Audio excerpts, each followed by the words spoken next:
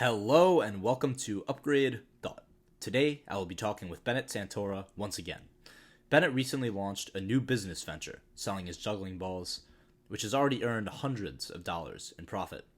Additionally, his new TikTok account, Money Mind News, is now reaching 25,000 followers. On this account, he discusses creative, unconventional ways to make money. In this episode, we discuss topics such as what makes a product valuable, behavioral economics, how to think like an entrepreneur, the most ridiculous side hustle he has ever seen, an absurd business fraud, the viewer retention principles he uses on TikTok, how he feels about having been seen by 20% of America, and more. Enjoy the show. All right, the first upgrade thought, in person, videotaped. Cheers. Before we start, actually, I wanted to show you something. All right. Oh,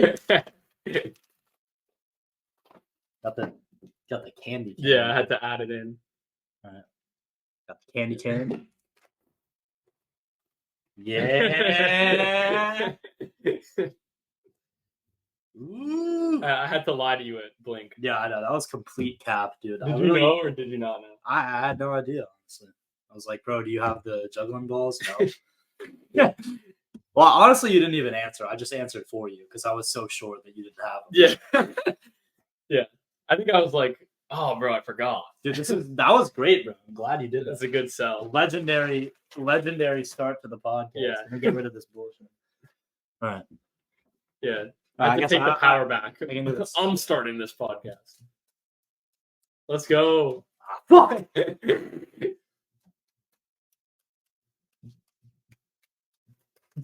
Yeah. Got it. He'll be a $5 juggler soon. I can tell. Here, should we go for 4? Yeah, go for 4.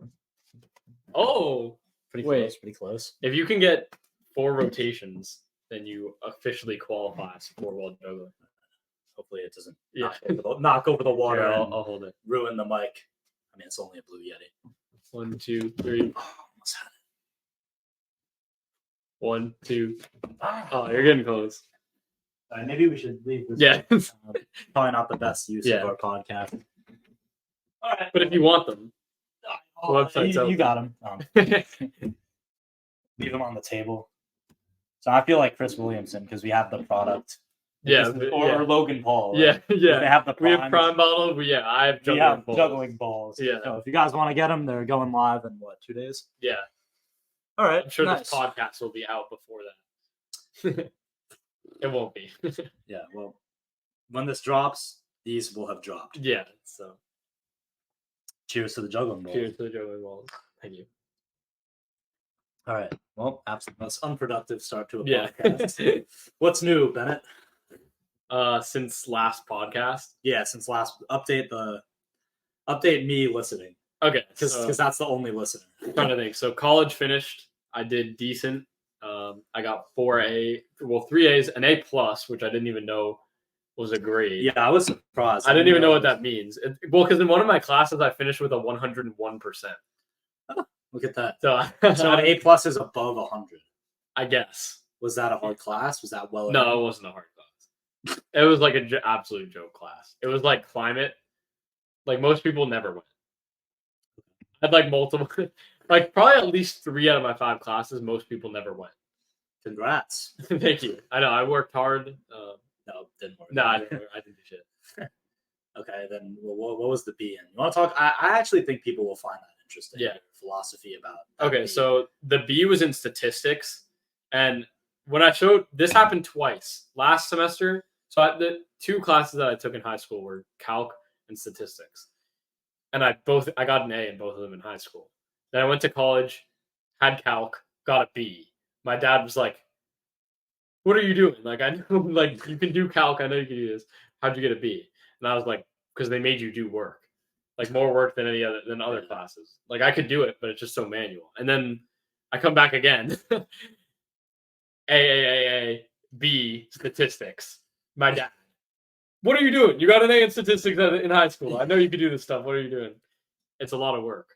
Like it's just these classes where it's like all right, you have to come to class every single time, and you have to submit like homeworks, and you have to study really hard, and if you don't, like, you're not going to get a good grade, and it's just a lot of time commitment. And my view is like, look, if I did very little for the class. If I can do very little, get a ton of time back, and not waste all the mental energy on that, and be like dead when I want to do my own stuff, um, then I'd rather do that to get a B than do all the extra work to get an A when I'm getting an A and everything else anyway. And I ended with a 3.8, and employers don't even check your GPA sometimes. Yeah, so seems like a good deal to me. Yeah. Do you think that taking the L in a class takes willpower? And let me explain what I mean. A lot of people think about willpower as, resisting things that are bad for you, like resisting sugar, resisting, sleeping, pressing the snooze button, I guess, is the classic example. Mm-hmm. But one of the ways that I've been conceptualizing willpower recently is like, sometimes you have to say no to things that are actually, appear good for you. Mm-hmm. Like conventionally, grades are something that work in your favor a lot of the time. Yeah. So do you think there's a level of willpower that goes into saying no to a good grade? Yeah, I definitely think so. And the level of willpower is not conforming to expectations if you don't believe that's what's best for you. So, like, I know that me getting a 4.0 is what would please my parents and my extended family, and like would appear good in the eyes of other individuals, and maybe some employers. Yeah, maybe. Yeah. But I also know that I have other things that I view as very important to me, which we'll talk about, I guess. Yeah. But a lot of the side hustles and things I like learning about and things I like doing, I need to put time into that and mental energy into that. So if I just got those good grades, and like in high school, I did that. Like, it didn't matter really what the marginal cost was of going from an A- to an A. I just strived for the best possible grades in every single class. And guess what? There were a lot of times where I lost sleep and was unhappy, and it felt pointless, and it was pointless. And I could have been doing something that I wanted and would have been my own thing, and wouldn't have just been for an expectation. Although I do think it's more important to get good grades in high school than in college. So there was an element of actually it being important, but like, yeah. Okay. Well, anyway. So in preparation for this episode, I made my goal to watch every single Money Mind. Yeah. You have this Money Mind News TikTok where you're talking about money in a variety of ways. And my goal was to watch every single TikTok. So sadly, I got another. Sadly, fan. Yeah. Sadly, I didn't accomplish that goal because you have posted like a motherfucker. Yeah. Good job. Thank you. I probably finished like 45% of them, like the first few. I guess I recommend, go if you want to learn about money, how you can make money, sometimes in a good way, sometimes in less ethical ways. Yeah. Well, we'll get into that. But great account. Extremely informative. It seems like you've done a fuck ton of research, and you've read a lot, and you're clearly very well versed. Anyway, one of the things that you said that just stuck out to me was the algorithm is dictated by humans, and humans behave in a predictable way. Mm-hmm. So talk about how viewers behave. How do viewers behave? So it definitely depends on the platform, but in general, on any short form content platform, viewers behave like very immediate. Like if they're not pulled in instantly, like you have to imagine the framework of someone scrolling on social media is every single time I swipe could be the coolest video I've seen today. So unless you're presenting the coolest video they've seen today, they're going to swipe in hopes to see the actual coolest video of today.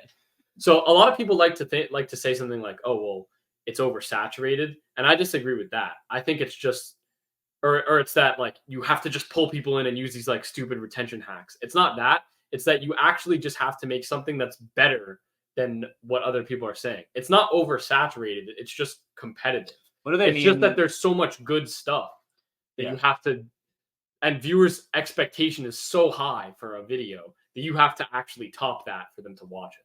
What do people mean? What does oversaturated mean? I'm sorry. I don't like the term in general. But what do people But mean? when people say oversaturated, they mean like there's too many people trying to do it compared to people trying to consume it.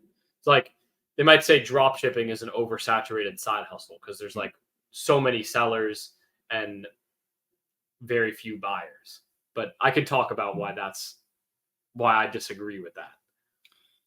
So people think there are not they might say like, oh, well, don't go into drop shipping. That's already oversaturated. You should go into something that's new, like, I don't know, social media marketing agency or short form content agency or something along those lines. So people think that TikTok is oversaturated and that there are more people trying to create TikToks than people trying to watch TikToks? Not that there's necessarily more trying to create than consume, but there's too many people trying to create that it's not worth going into, kind of. So why do you disagree?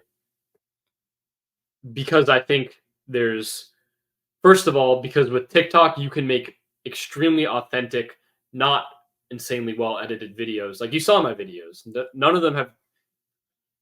So here's one, like, that's what I'm doing. Like, I'm not like, I didn't pay an editor to do anything. Half the videos I didn't script. Like, it's just you sitting there talking. Yeah, I just yap and I can still get views. So to me, it's not about that's one thing that the reason that I don't think it's oversaturated is because don't. Hold on. So you're saying that because the bar is low, that's a sign that it's not oversaturated? Well, it's accessible. Okay. Well, hold on. What was your question for that? Was it oversaturated? No. Well, my question is, why do you disagree that TikTok is oversaturated? Oh. So I guess that might be a bad argument because that would make it more saturated since it's more accessible, like more people can create. But the reason I don't think it's oversaturated is because of how many people are willing to consume. There's over 1 billion people on TikTok, and how you can make a video. The reason I was making that point is because you can make a video that's better than someone else without actually having to pour in tons of editing into it. Yeah. If YouTube, maybe there's a stronger argument for it being oversaturated, because for me to actually break into it and make a video that's better than someone else's video and retain someone for 8 minutes. Hey guys, today that's not gonna work. Nobody's like, gonna watch it. You need to actually like have a very well edited video, be scripted out. Like, so that's how you're gonna beat people on YouTube. On TikTok, you don't need to do that. So it's in part that are you saying that the standard for what makes a good YouTube video is really high? Therefore, there's an argument that could be made that YouTube is oversaturated, whereas on TikTok, the bar is set pretty low. Yeah. You can be extremely successful by just, waking up fresh out of bed, take your phone and just start talking about whatever's on your mind. Yeah, TikTok, you can win if you know what you're doing. Who's that guy who is just talking about his frat? And Squid, I really like this guy. It's Squid Pactor, I think. Well, can you talk about that example? Yeah, this dude on TikTok is like he just graduated college. He started his own clothing business, which is doing like crazy numbers. I think it's going to be valued at over $1 million in its first year. Like they're doing insane. He showed because he also does videos on TikTok Shop, like showing his clothing, and he showed he makes $1,000 a day from TikTok Shop as an affiliate. That's how much he gets paid as a commission for advertising his own products, actually. So he makes a lot more than that since he actually owns the business. So he gets paid as a commission because he does TikTok. Yeah. Basically, with TikTok Shop, you can make a video about a product, and if people buy it through your video, you make a commission. So what he started doing is making videos about his own product. And then the commission that he would have had to pay someone for buying the product just went back to him, which is funny. But no, this guy just makes videos talking about college and life and like social relationships, I guess, and leadership and those sorts of topics, college, business. And he made like 10 to 20 TikToks a day for months. And it wasn't like he was talking. It wasn't like he was smarter than the average. No, he's not. He wasn't more successful. He was just talking to a camera. Yeah. That's all he did, and he just did it a lot. He just put in volume and then just picked videos that were good that he made. And I saw one video of him recently. He was responding to a comment that was roasting him. The comment was like, "This guy isn't smarter than anyone else. He just posts a lot of videos." And he replies to the comment. He's like, "Yes, that's exactly what I do. There are a lot of people that are way smarter than me. They deserve this way more than me, but they didn't upload any videos. I uploaded 10 to 20 videos a day." Like, and that's what he did. He just uploaded a bunch of TikToks a day, just talking about life and just put effort into them and talked about ideas that he genuinely was excited about and thought were interesting and good, and just put in the volume. I mean, honestly, I don't even think that's that crazy. If you get quick with it, you could pump out talking TikTok videos. Like, if you come in and you know the idea you want to talk about, you could come in and record a 1-minute TikTok video in a minute. Yeah. Boom, upload. Or even if it took 5 minutes, you could still do like, what is in an hour, you can still do like 12. Yeah. That's that. Quick math. Yeah. Beat Mr. B and staff. Yeah. Yeah. At least he hasn't forgotten his times table. Yeah. Hopefully I don't get a B in arithmetic as well. No, yeah, that makes a lot of sense. So weaving this all back to the first question of how do viewers behave? So basically what your point is that they're looking for the best thing that they've seen that's going to give them maximum whatever, like payoff, I'd say. Payoff, which is what? Like, so a payoff, I really like to think of it like this. Like, my video structure is supposed to be like ideally centers around like you start the video with, you set an expectation for a viewer. Like, by the time you finish watching, you can make it explicit. Like, if you watch this video to the end, you will be better at copywriting than someone who studied it for 3 years. Set an expectation. And you could be funny with it. You could have it, put your own style on it, your own twist, right? Your own personality. But you set an expectation. So you open the loop. And then you don't close the loop until the video finishes. And that's ideally the payoff. Them getting the expectation that you set in the video. Is there a distinction between, in terms of payoff, like learning and just, and then maybe like comedy, and then I think so. I think so for sure. Or do they just view a payoff as a payoff? Okay, so I think I think regardless of what you're doing, you should have a payoff because they value retention rate. So if you can have a payoff or something that even makes the person want to watch twice, that is ideal. And you should do it regardless of what you're doing. But I'll give you an example of why I think they differ, because I also have my juggling thing, right? So I also do the entertainment niche. So I can make a video. This is a good example of like a video with a payoff, I think. But like I'll do a video like, how many can I juggle? And I'll start by juggling 1. And then I'll add in a second one and do 2. Now you are staying till the end because you're trying to get the payoff of the expectation that was set. How many can I juggle? Viewer's curious, loop is opened, and you're asking the person, how many is he going to go to? You know what I mean? What is this? Sorry, just to jump in, like, because I feel like the viewer must be wondering. Yeah. Well, if there are, why do people? What is it for? I mean, I guess what does it say about human behavior that people care how many balls you can juggle? Because that's an interesting. Like, why is that? Why is that a payoff that has attracted, bro? Because what, like 12% of America has seen you juggling? Yeah. Why does 12% of America care how many balls you can juggle? Because I feel like if you just went up to someone on the street, they probably wouldn't care. Yeah. So why do they care so much on TikTok? Like, what is it? Like, is there a way that you frame the payout as something that is worth seeing, or like what? That's a deeper question. Yeah. I mean, can I answer the other one first? Yeah. Okay. So to finish the other one first. They get, like, with the entertainment one, they get the payout. They get to see me juggle 7 balls. Yeah. And they probably will think it's cool and send it to a friend, which is great. And they might follow, which is great. And I get higher numbers, which is good to advertise myself. But I don't think anything is as good as actually teaching someone something practical in daily life. Like, and this is where I think saves generally come in. And one of my most viewed video is how to juggle 3 balls. And that's, if you can teach someone something with the video, I think that's better. Like, open a loop. But the payoff is them actually learning something. So do you think it's better for them, or you think they would? Well, obviously it's better for them, but it's better to have an audience of people who you've built the goodwill of actually making a physical, tangible achievement in their life. Because I'd rather have like all the people that watched my video on how to juggle 3 balls, saved it, went back to it later, looked at it, the advice helped them, and within a day or a week they were able to juggle 3 balls. What is their relationship with me now? It's high trust.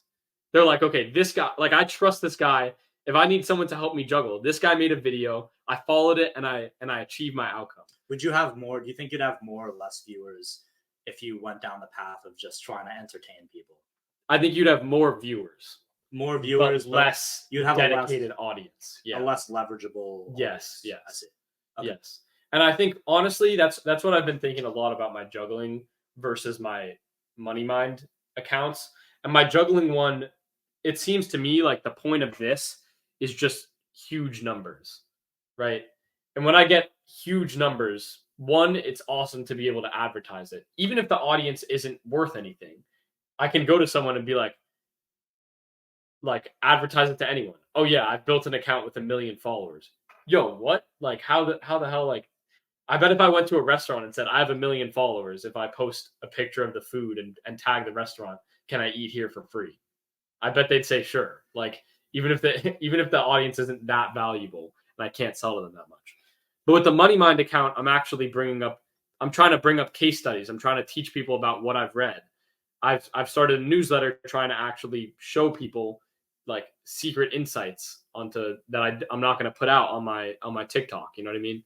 So it's honestly hard to say already which one is more valuable. Like, is my juggling audience more valuable or is my Money Mind audience more valuable, even though it's way smaller? It's way smaller, but it's way more. They're way more interested in what you have to say. Yeah. Yeah. Do you think you get objectified in a sense by the juggling audience? Like, do you think they view you as like, I don't give a shit about this guy, I just want to see his tricks? Yeah. What are your? I think it depends on the person. Like, if it's someone who like knows me in real life, they probably will watch and think that's cool. Or someone who's involved in the juggling community, they probably see me as the fly juggler. But then there's probably people who don't juggle at all. They look at it and they're just like, oh, that's cool. They go to the next one. Oh, this guy's tap dancing. That's cool. Next one. Oh, this guy's really good at piano. That's cool. You know what I mean? It's just another one. There's no connection with the person as much as there's just a appreciation of the talent. Does it make you uncomfortable that? Well, first of all, okay, I have 2 questions. And also we can return to the other question. Yeah, but my first question is, does it make you uncomfortable that people just see you as the guy who, like, they don't, you have a huge audience, they might not care about you or what you have to say. They just care like that you can juggle. Does that make you uncomfortable, or are you like, you know what? I don't care as long as I have this giant account. Like, if they want to view me in this way, like, it doesn't. Well, what are your thoughts? I don't think if people met me and talked to me that they'd think that my only value that I can present to the world is my juggling ability. You'd be surprised. Okay.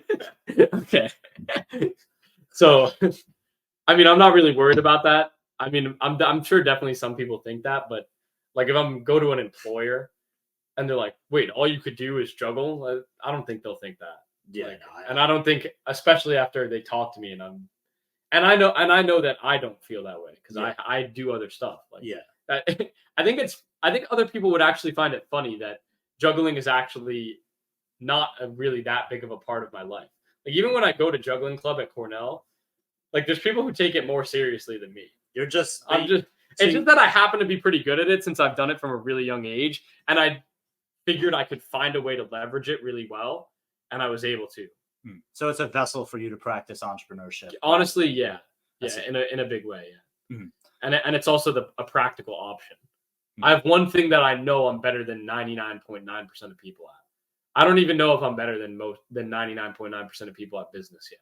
Yeah, like I'm probably better than someone who knows nothing, but I'm probably not better than most people who are intensely studying business. Yeah, like so I can't confidently, I can't with authority speak.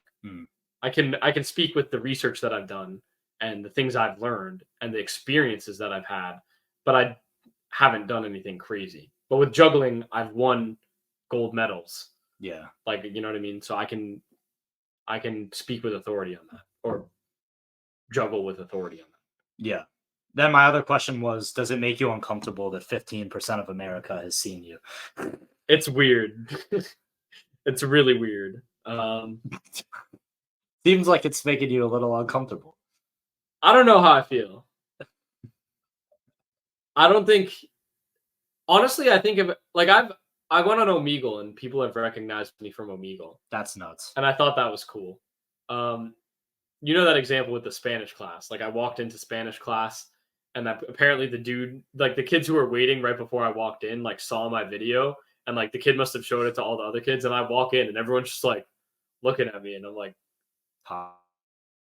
"Hi, yeah, what's up?" And this kid's like, "Man of the hour," and I'm like, "Thanks." what's up? And they were like, "I didn't know you juggled," and I was like, "Oh, okay."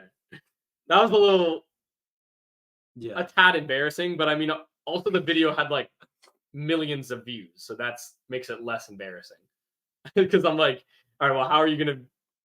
It succeeded, like, Yeah. so, but no, I don't think. I think if someone stopped me and was like, "Dude, are you that juggler?" and I'm like, "Yeah," I think it would just be a pleasant overall. Nice. Okay. That makes sense. I don't think it would make me too uncomfortable. All right. Anyway, I want to return to our big question. So, why do you think so many? All right, I don't want to keep saying 15% of America because it might be 13 or it might be 16 or it might be 10 or it might be higher, honestly. Might be 20. Because I know on TikTok I have a single video with like over 25 million views. I think right now that was like how many people are in America again? 330 million, and then I have multiple other videos with over 10 million, and that's just on TikTok.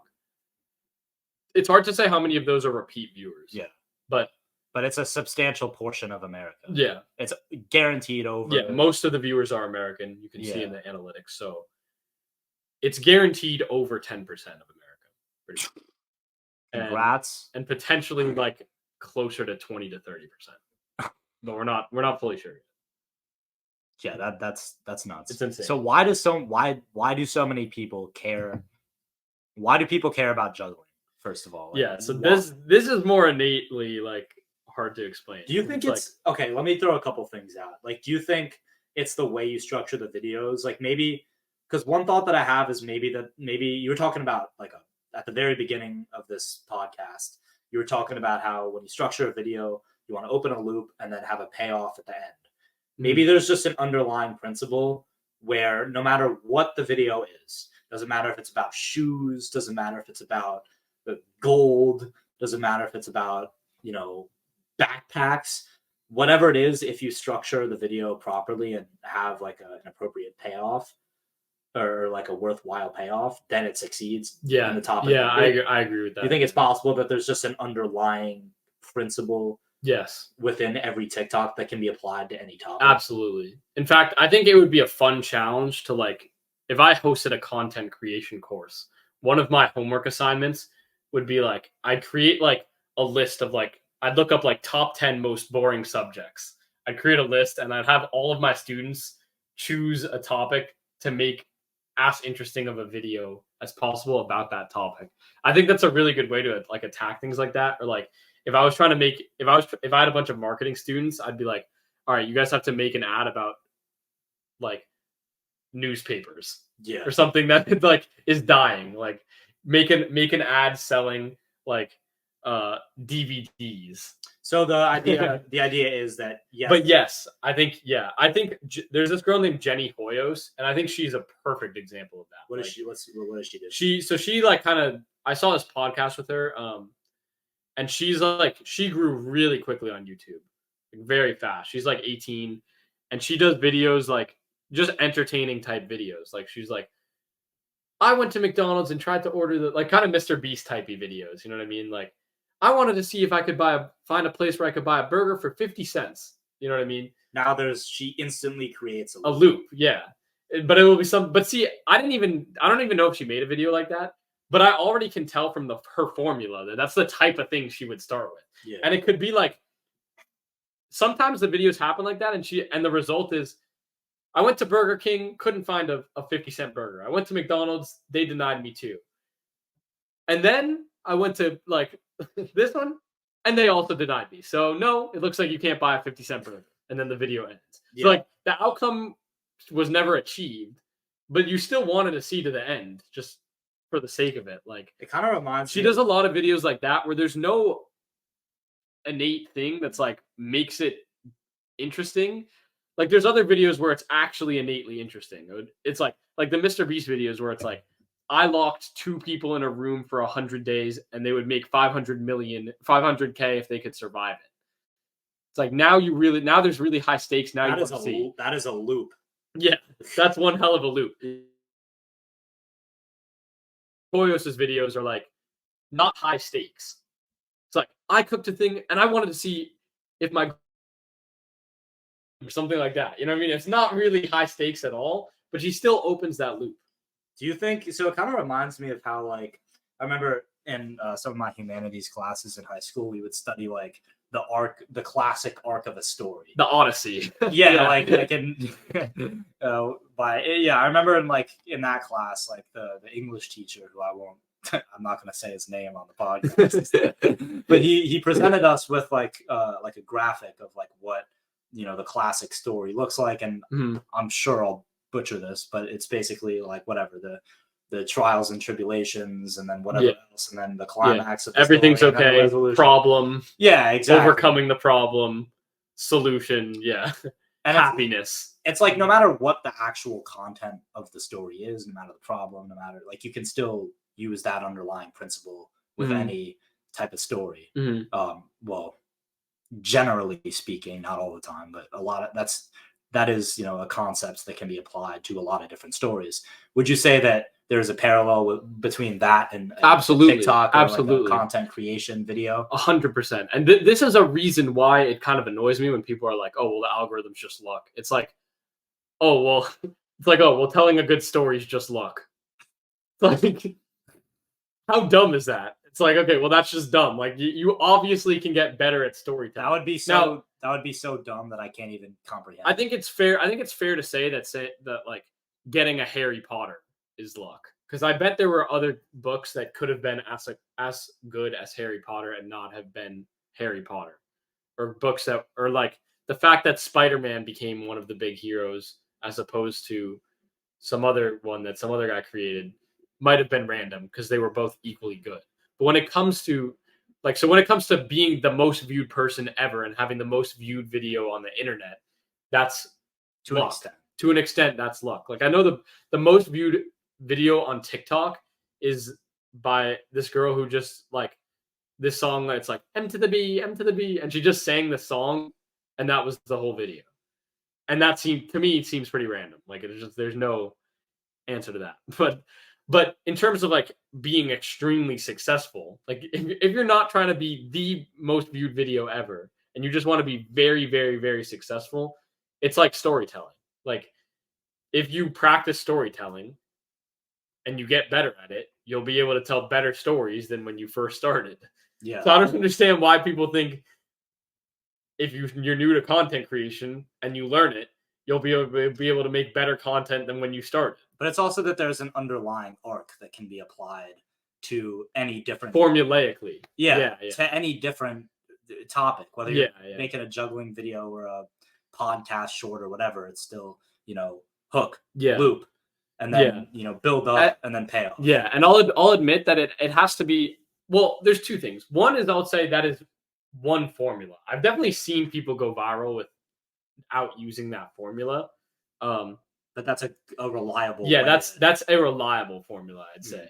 And then two is I'd say also you also do have to be the formula is a formula, but it's also not like you have to continue to be creative with it. Like an example I like to give is like this video where this guy does parkour. He uploaded the same video of parkour twice. I think I told you this, right? I don't think. Okay, good, because this is a great example. He uploaded the same video of parkour, him doing parkour twice. This video happened where he parkoured in this like place that had like these like this water, and like at the end of the video he fell into it. But on the first video he uploaded that, he responded to a comment on it that said like show us your parkour or something. And you know how when you respond to a comment it like has it on the top of the screen? Yeah. So it had that on the top of the screen, right? It said show us your parkour. He did the parkour, and at the end of the video he fell into the water. It got like 90K views. Then he re-uploaded the same video, but this time responding to a comment that says parkour until you fall into the water. That was on the top of the screen. Over like 1 million views. How? I don't understand. Because people wanted to see till the end. On the second one, they saw the comment that said parkour until you fall into the water. Oh, so when they start watching at the beginning of the video, it established the expectation. Established a potential payoff. Yeah. I see. Well, either way, it's a payoff. Yeah. Because either he doesn't fall into the water and he does insane parkour and like he just avoids it, or he does fall into the water and we get to see him humiliated. So, but that's a good example because it's like, well, what's the hook? He didn't say, if you stay till the end, you'll blah, blah, blah. He did it creatively. He responded to a comment. It's so implicit. Like when I juggle, I have some videos where I do like, I don't even show what the end of the video would look like. I just have text on the screen that says like level 1 and I do like a mediocre juggling trick. That alone implies that there's a level 2 and a level 3. And how much does the level actually go to? It implies the payoff. So it's a formula, but especially if you're doing it in the entertainment niche and you're not even going to be talking in a lot of your videos. And I'll also bring this up. Of the top 100 creators on Instagram, 87 of them didn't have any text or voice in their video. So they're like Charlie Chaplin videos. They're like human emotion. And that's makes a lot of sense because they're universally appealable. Yeah. So you have to get in a video like that, you have to get creative with how you're going to retain people. You can't, like with my Money Mind account, I can just be like, if you watch this video to the end, I promise you will pay out, right?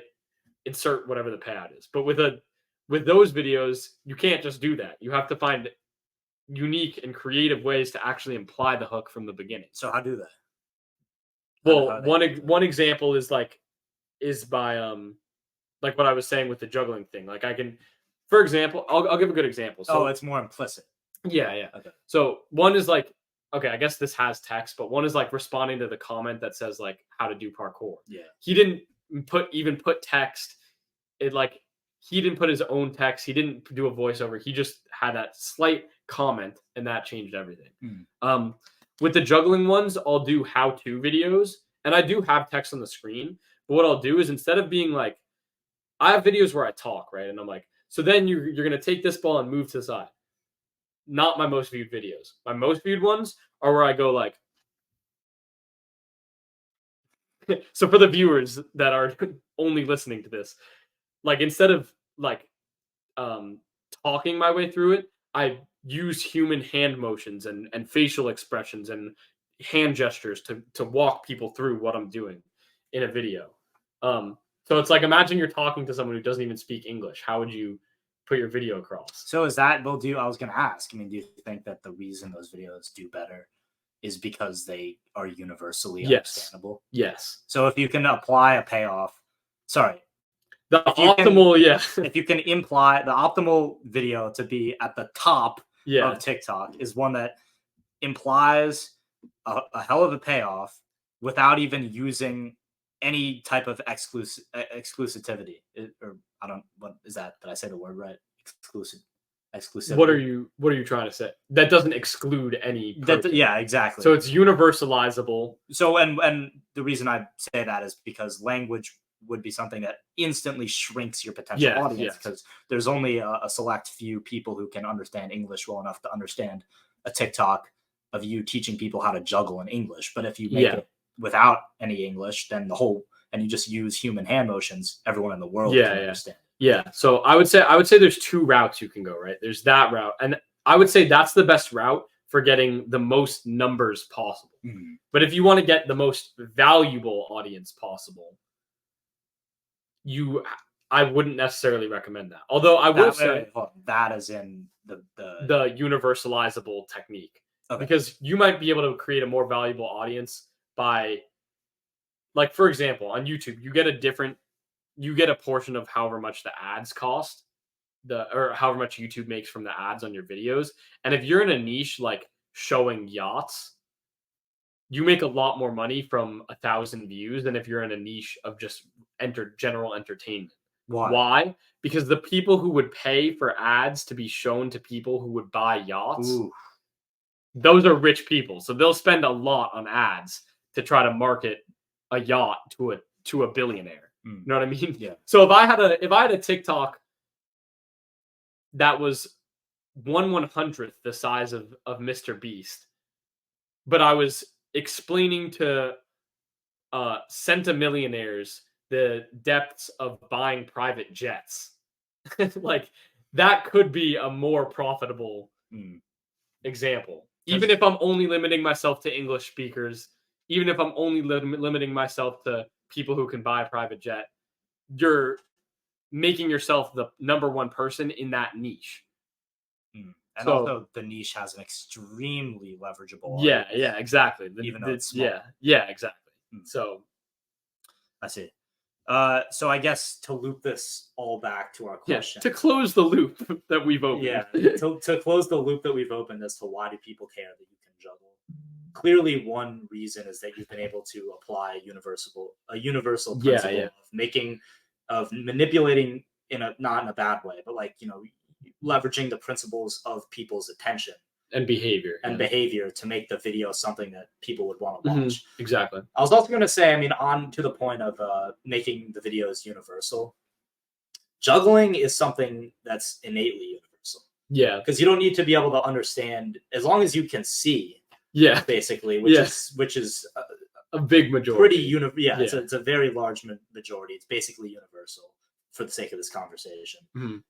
Anybody can appreciate what you're doing, pretty much. Yeah. So do you think that plays a role? I definitely think that plays a role. But this is where it gets interesting, right? Because it's like, well, why do they want to watch juggling? It's like, I don't know. Maybe it's just because humans. It's cool to see a human do something that takes a lot of time to learn. Like, there's robots that can juggle, but no one cares. No one goes to see a live show of the MIT robot, like zoop, zoop, zoop, zoop. No one cares. Yeah. Like, no one gives a shit. Like, so yeah. I don't know why juggling. And honestly, juggling as an art isn't even appreciated anywhere near as much as it is here as it is in like Europe. Why? That's another good question. Well, partially, I guess it's a cultural thing. Is it because here there's such an emphasis on, grow your business? Yeah. I think that's part of it. In Europe it's flowy. Yeah. They just want to see something that's like cool. Yeah. In America, it's like, what's your profit and losses this year? Yeah, there was actually some controversy about that. Me and my family, we go to like an American convention, and there's also like the European juggling convention.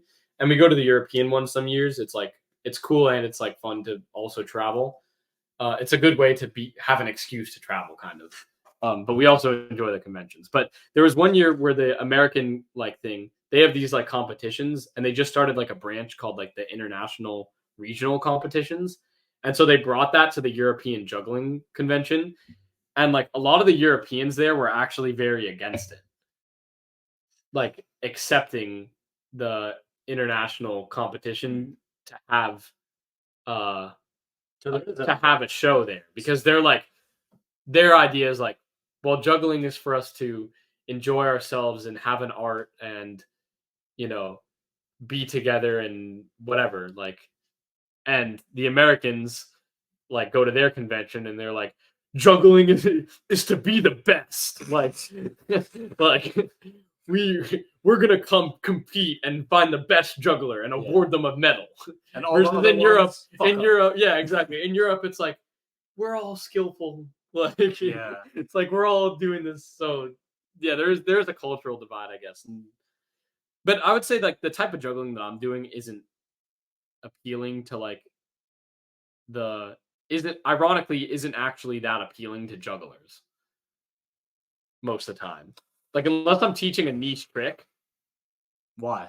Because, well, the reason I don't do it for jugglers is because, why? Why wouldn't a juggler care? Because I make the videos for someone who doesn't juggle. Because I want to reach that audience. So, like, there are more people who don't juggle. If I was teaching a yeah, exactly, than people who do. Yeah. Seriously. Yeah.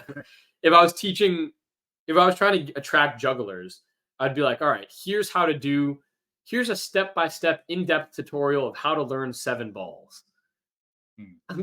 No civilian would watch 13 views. Yeah, exactly. So yeah, still more than. And it's kind of sad because I get comments sometimes of people being like, "Oh, can you teach me how to do this?" And I'm just like, bro, that's not gonna, like, no one's gonna care about this. Like, if I post this, like, this would just be for this dude. Like, no one else would get value out of this. Yeah, that's funny. Okay, so we have the visual. Again, looping this back to the big question of why do people care? Because I really do think that that's an interesting thing to consider. You know, because you've been able to be seen by 80%. No, the number gets bigger. Around 20% of America has seen you and has watched you do something, or I don't know, maybe it's a smaller number that has actually took the time to watch, but a pretty large portion of America has watched you do something that isn't really that big of a deal to most people. It's really in their daily life. Yeah. So there's one element, which is just the structure of the video that universally works. There's the fact that it's visually like something that can be universally appreciated. There's probably some luck element. Yeah. Here's another thought. So sometimes when I'm on FaceTime with people, I'll rewatch the same clip like 95 times without even realizing that that's what I'm doing, because I'm so focused on the conversation. Do you think your videos have been subject to that? Yeah, I definitely think because so. Juggling is the type of thing that like could be just watched 95 times because it's just like a pattern. It's just like, cool. Yeah. It doesn't take mental effort. Yeah. It's a pattern that just like kind of like, I don't know, I guess your brain just is satisfied by it. It's satisfying. Yeah. Well, I'll say for sure when I'm on FaceTime, I'm also scrolling through IG Reels clips of like boxing videos. Yeah. And whatever just shows up. I'd say that. Wait, I was gonna say. Wait, to ask the question again. Well, do you think there's an element of do you think your videos have been subject to people just rewatching? Oh, yeah. And I specifically try to hack into that actually. And I hate myself for this because I view this as such a cringe thing to do, but I still do it. Yeah, I still do it. Unethical way to attract viewers. Yeah. So the video is like this. Follow this ball. Okay.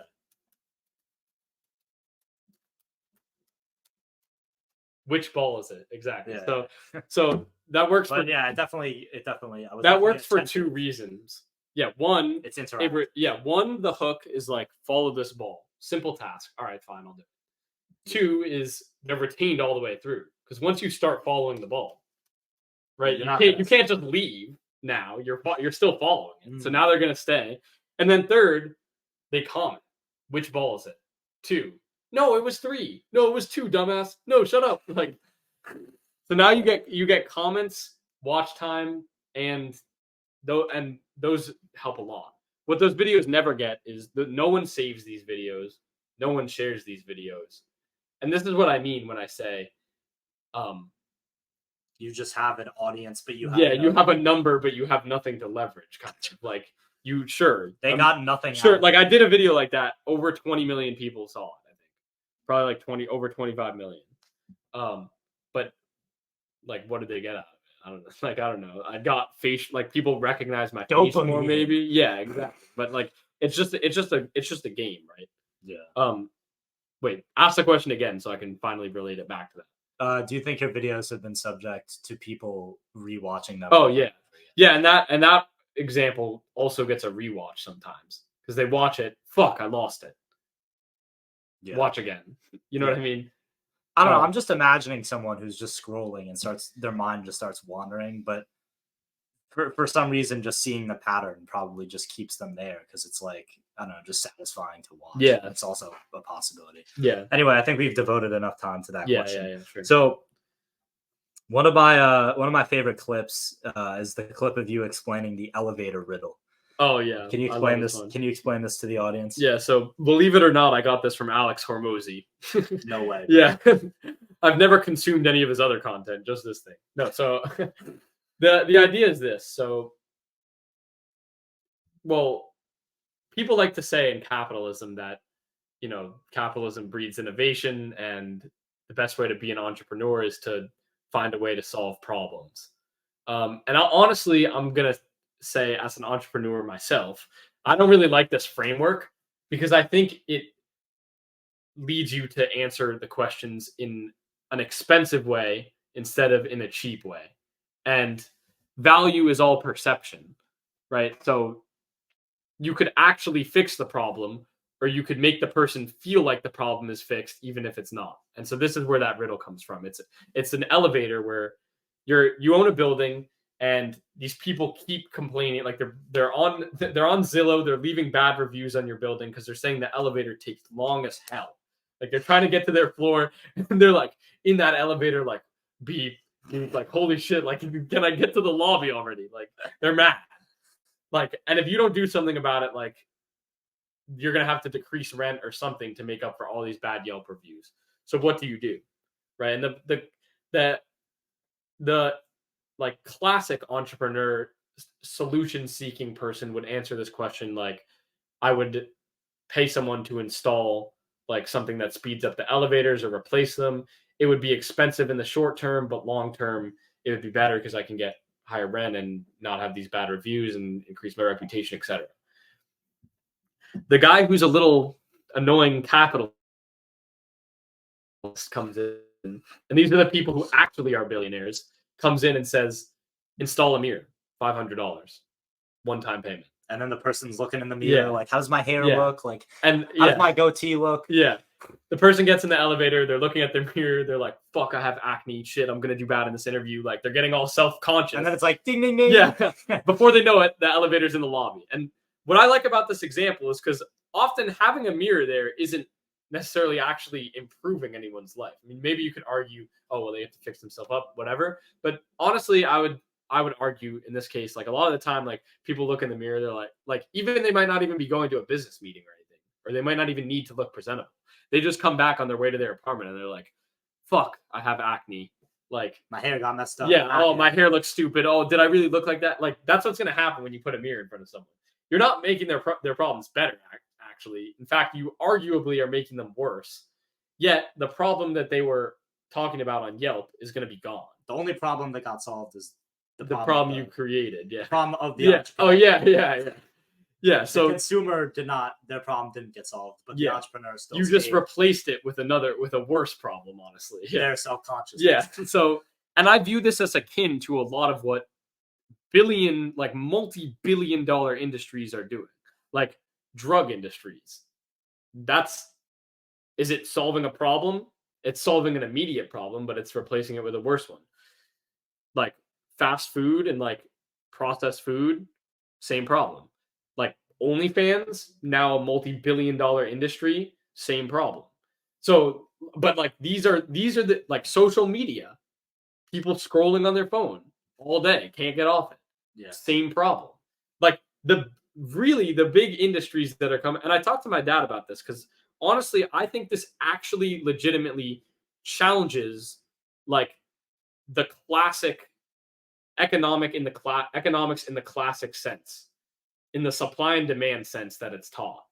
Like the biggest industries right now are not operated by individuals attempting to maximize their own wealth and making the best possible decisions, like rational decisions.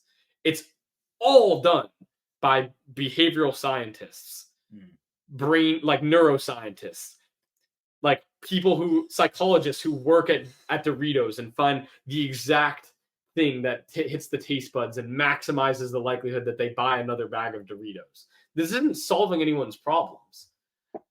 This is making them a lot worse and bringing society down as a whole.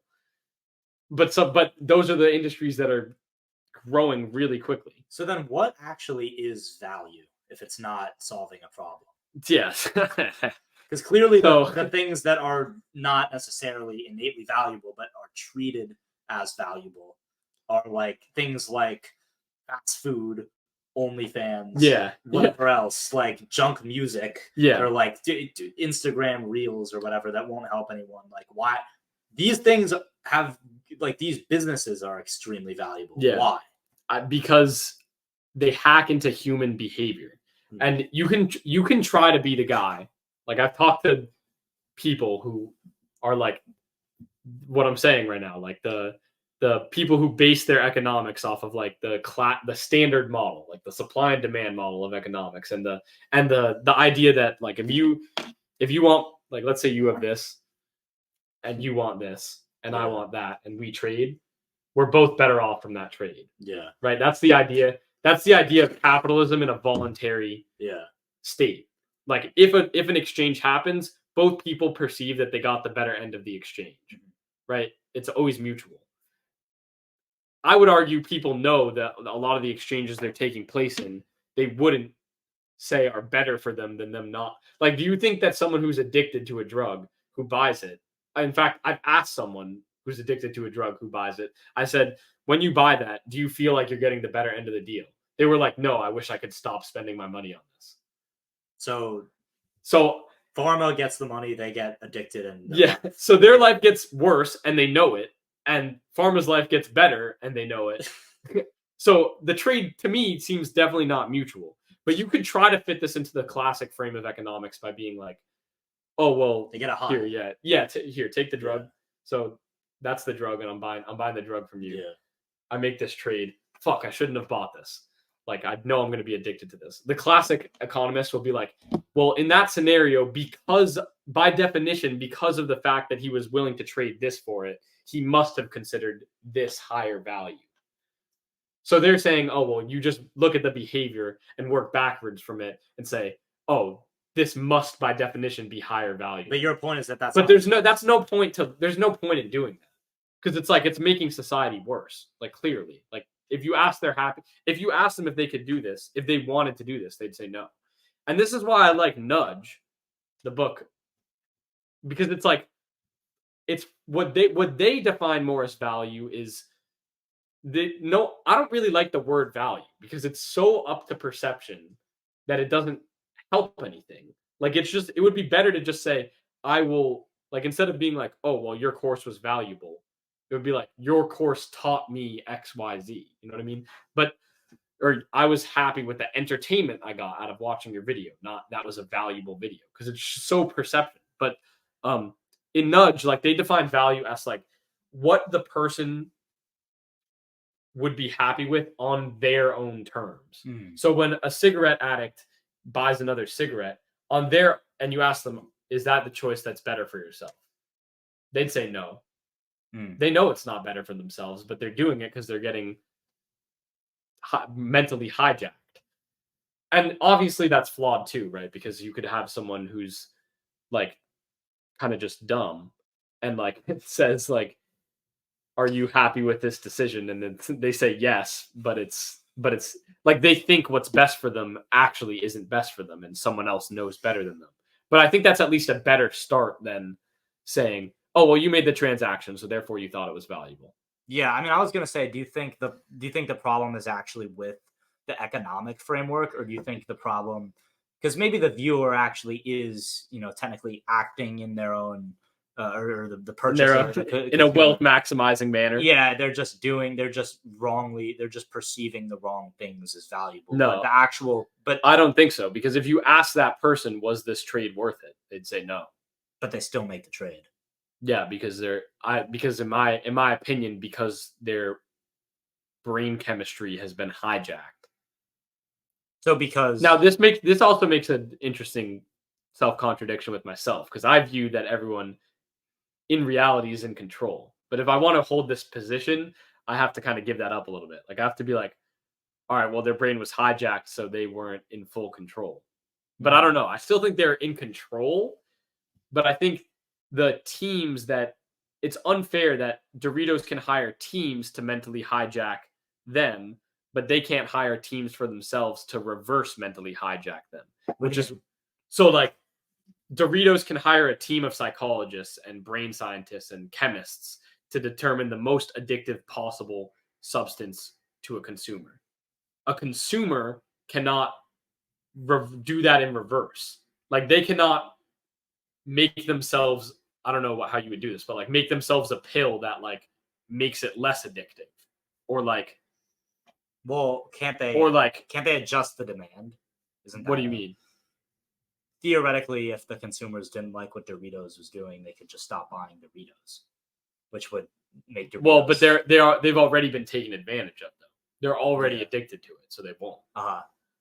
But like this is why like the Richard Thaler, like the authors of Nudge, believe that the government does need to intervene in scenarios like this, because the only one that can save consumers is someone who's gonna have a big enough institution to actually stop this, and whose incentives are aligned. Yeah, and so they can take actions that will actually protect the consumer. For example, not allowing processed foods to have iShelf space, which doesn't prevent them from making sales and doesn't prevent consumers from buying it even.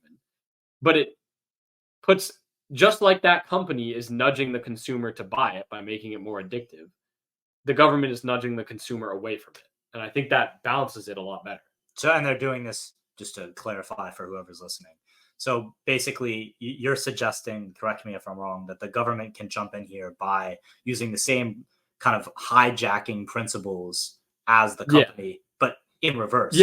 While the company is, using a kind of cheap strategy, like making unhealthy food the most convenient thing. So you walk into a supermarket, there's unhealthy food. They buy iSpace at the beginning. Literally on the shelf that's maximum convenience is where the garbage is. You're saying that the government can say, all right, well, if you're gonna, use packaging and, taste. And color psychology and to manipulate people into buying this, we're gonna, and it's bad for them, and they agree that it's bad for them. We're gonna use our methods to say, all right, let's move this to a slightly less convenient shelf. So now the consumer kind of doesn't have that same level of nudging, so to speak, towards buying this product. And the reality is, no singular consumer is capable of, like, well, okay, so you read what's the habits, Atomic Habits. So it's the same concept, right? Set up your environment in a way that makes doing the thing that's beneficial for you convenient. Okay, as a consumer, arrange the supermarket. Like, you know what I mean? You can't do that. As a consumer, arrange the things that are shown to you first on social media. You can't. So like in these scenarios where the companies have a lot of control and the consumers have no control, really, it seems that the government needs to step in. Yeah. I see. Interesting. And this is what they call liberal paternalism. You never prevent the consumer from buying. If they want to buy weed or Doritos or OnlyFans or whatever, never make that illegal. Never close that option off. Just make it less convenient and less habitual. Does this go against fundamental economic principles, would you say, like of the free market, or no? I mean, I would, like the government intervening. The reason you mean like addiction? I'm just trying to play devil's advocate here, because there might be somebody listening. Well, there might be somebody listening, but there might be there also might not be. But there might be somebody listening who'd be thinking, no, I like the free market. I'm big anti-government intervention. I'm a more conservative economic, maybe someone with a more conservative economic viewpoint or philosophy. I don't like this. This goes against this goes against what I see as being a fair economy. A fair economy, businesses can do what they want as long as the consumer still has the choice. So what would you say to someone who says that? Well, I'd say one, the consumer does still have the choice. Two, I'd ask, okay, well, if you want to take this position that we're in the free market and everyone is operating in a wealth maximizing manner that's beneficial to them, I ask you why the person whose New Year's resolution to quit smoking bought cigarettes. Like, do you think they did that because they thought that was better for them? Clearly, so your point is that clearly the free market. Yeah, well, clearly the assumption it would be a free market, but people aren't acting in a way that would better themselves. That's like the core. I think that's like one of the core conservative principle of like laissez-faire, like free market economics is like, well, why would free market be bad? If everyone's acting in their own self-interest, then why would people enter a trade where that doesn't benefit them. But I'm looking at this and I'm like, look at this person who wanted to quit smoking but just bought cigarettes. Do you think even that person thinks that trade is benefiting them? No. I'd say definitely not. It's pretty clear by the fact that their New Year's resolution was to quit smoking. So we would want to nudge that into the right direction. But if you want to take the position that no, they did truly think that the cigarettes was a better trade for them in that instance, fine. But I mean, I think that's a tough position to defend. Okay. I think we're in a good spot with this whole conversation. Okay. So you've covered all different types of strategies for making some extra money, an extra buck. What is the most ridiculous side hustle you've ever seen? I'll bring up one I saw recently. This was awesome.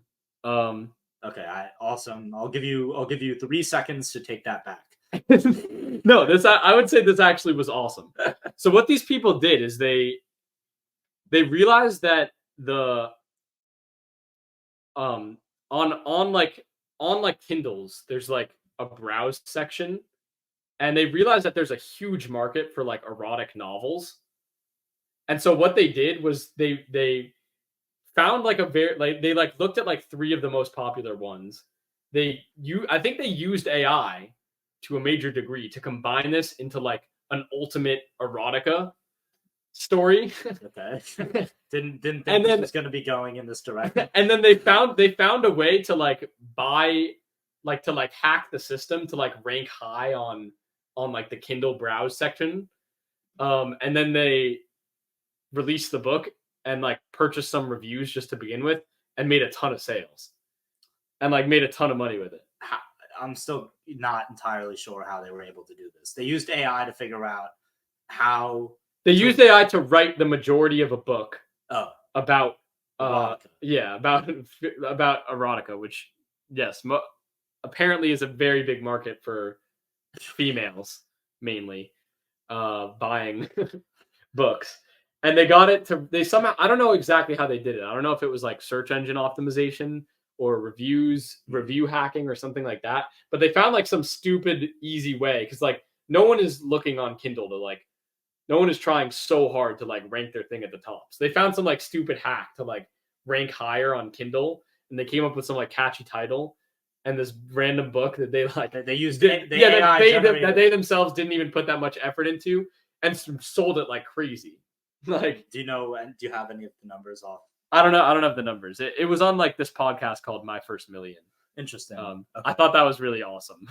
Like, that is passive income. It's a hack. Yeah, it's definitely a hack. Yeah, and once you list the book, you're just making money like from sales. And funny enough, people were like leaving actual reviews talking about how good it was too. That was also what was funny about this story. So they didn't even write the story; they just used AI to write the story, and then used a couple like kind of loopholes to make it rank high. And yeah. Okay.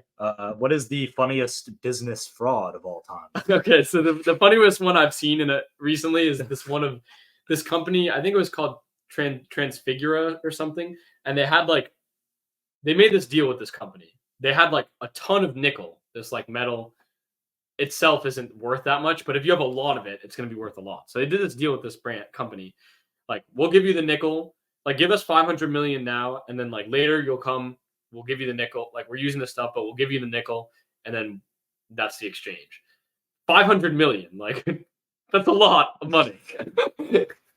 I just like barely broke 10 grand this year, like trying really hard. Anyway, congrats. Thank you. These guys like took the money, did whatever they wanted to do with it, and then when it came to holding up their end of the exchange and giving back the nickel, they gave it to them, and they found out it was just rocks. Like, first of all, this is hilarious. Like, if you're gonna pull off a fraud, like that's crazy to just say that it's nickel, and in reality, it's just pebbles. Like, that's hilarious. So it's already pretty funny. I mean, it's fraud, but that's pretty stupid. But it went one step further, which is the company looked at this and they're like, "Fuck, we just got fucked over. Like, should we sue them?" And they're like, "Okay, that would be really expensive to sue them. We'd have to get all these lawyers. We'd have to do this whole thing. What if we just took this deal that we had and sold this deal to another company? And so that's what they did. They had this boiling hot potato, and instead of like cooling it off, they just passed it to some other guy. So I think this would actually be really funny. Is like, I wonder how long this hot potato could keep up for. Like, imagine that company went and they were like, "Bro, the exchange said it would be nickel. They what could the fuck? create It's a just whole pebbles." other currency. Yeah, yeah, and they're just trading this exchange to someone else. This deal, they're passing on this deal to someone else to have access to the nickel. And in reality, that they find out is just pebbles, and they just keep hot potatoing. Or how long has this been going on for? Is it possible that I don't know. I think now that it's already all over the news, it's like too late. Yeah. But like if you kept it silent, like if each party just kept it silent, could have gone for 10 years. Yeah. But they're also getting accused that like they knew, like they were like then when they were pressed on it, they were like, "Oh, we didn't know it wasn't nickel. We thought it was actual nickel. We didn't know it was pebbles." And then like they looked at like the text of the people, and the text was like, "Bro, they gave us fucking nickel. We got to sell this deal to someone else." So they got exposed. You mean pebbles? Yeah. This is actually pebbles. They didn't give us nickel. Let's try to sell this deal instead of suing them. It's like, okay, they're capped. Take care of the problem.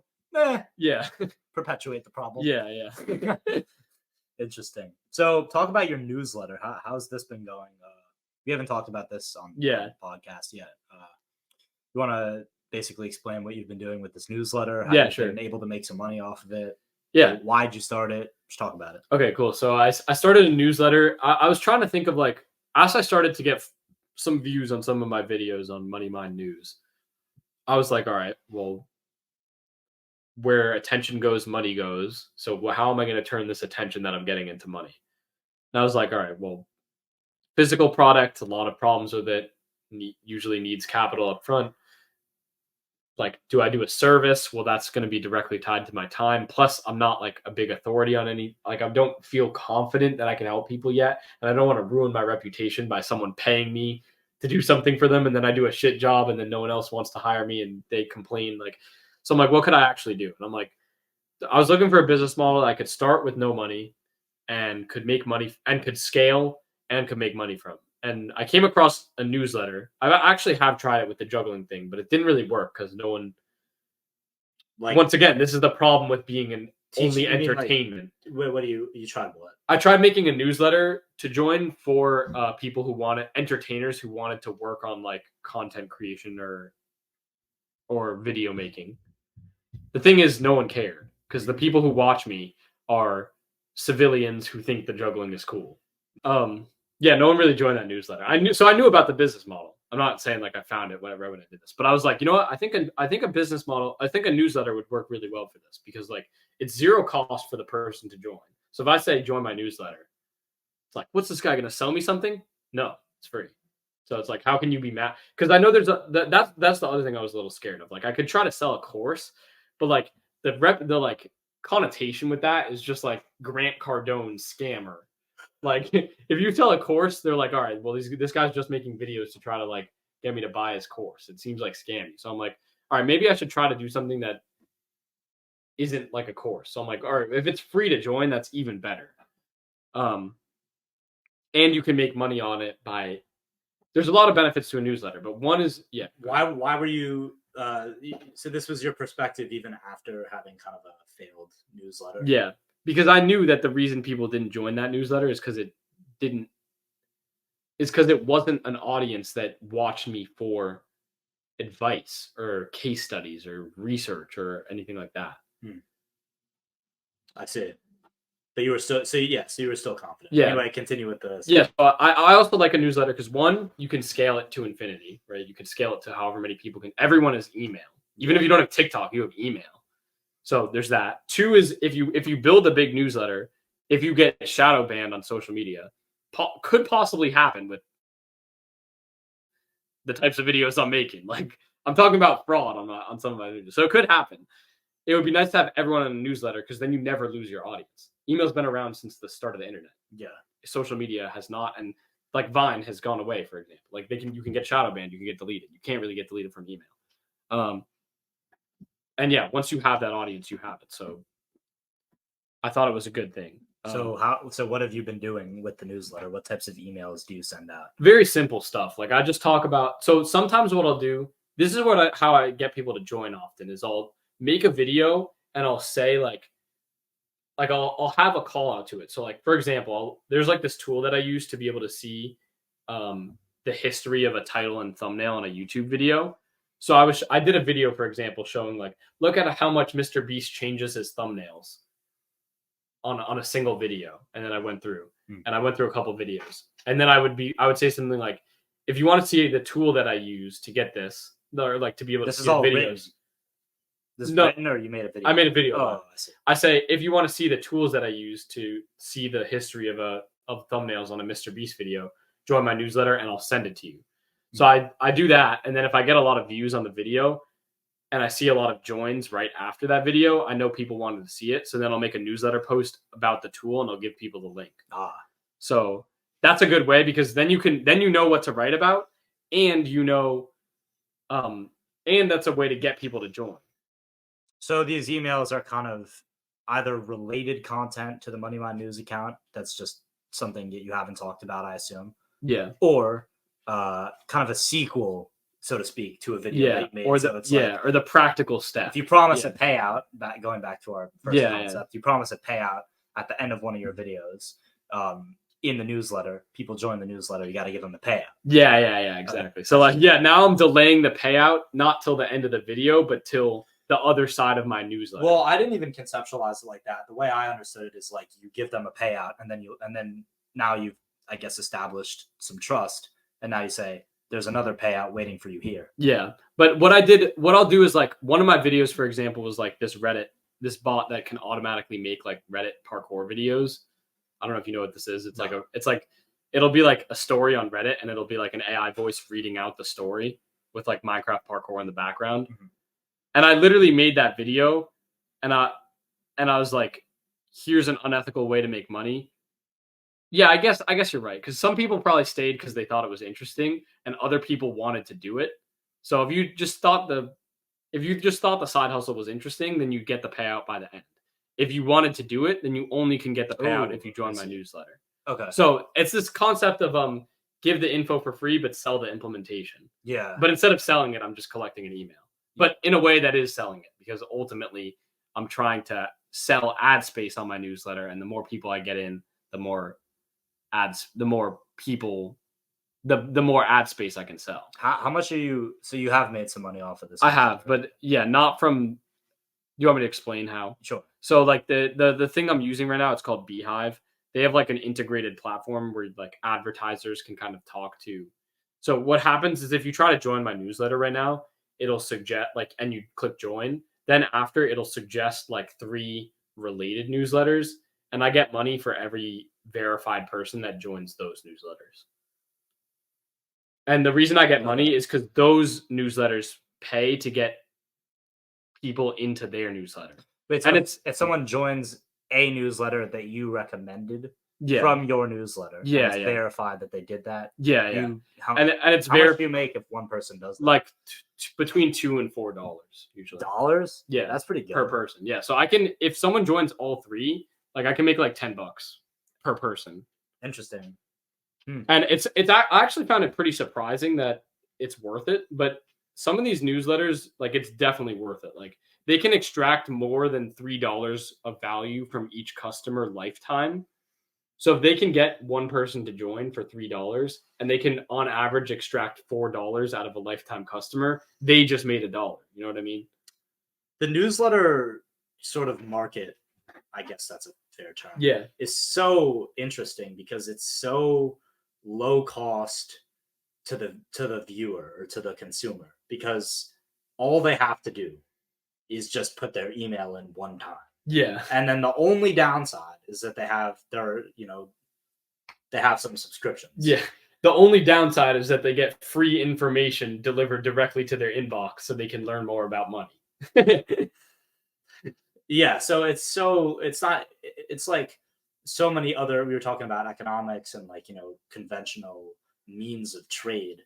That's kind of, it seems like that differs, right? Because it's like, Or I don't know, what are your or does it differ, or is that actually more similar because they're getting value from it and you're getting value from it, so it's a mutually beneficial relationship?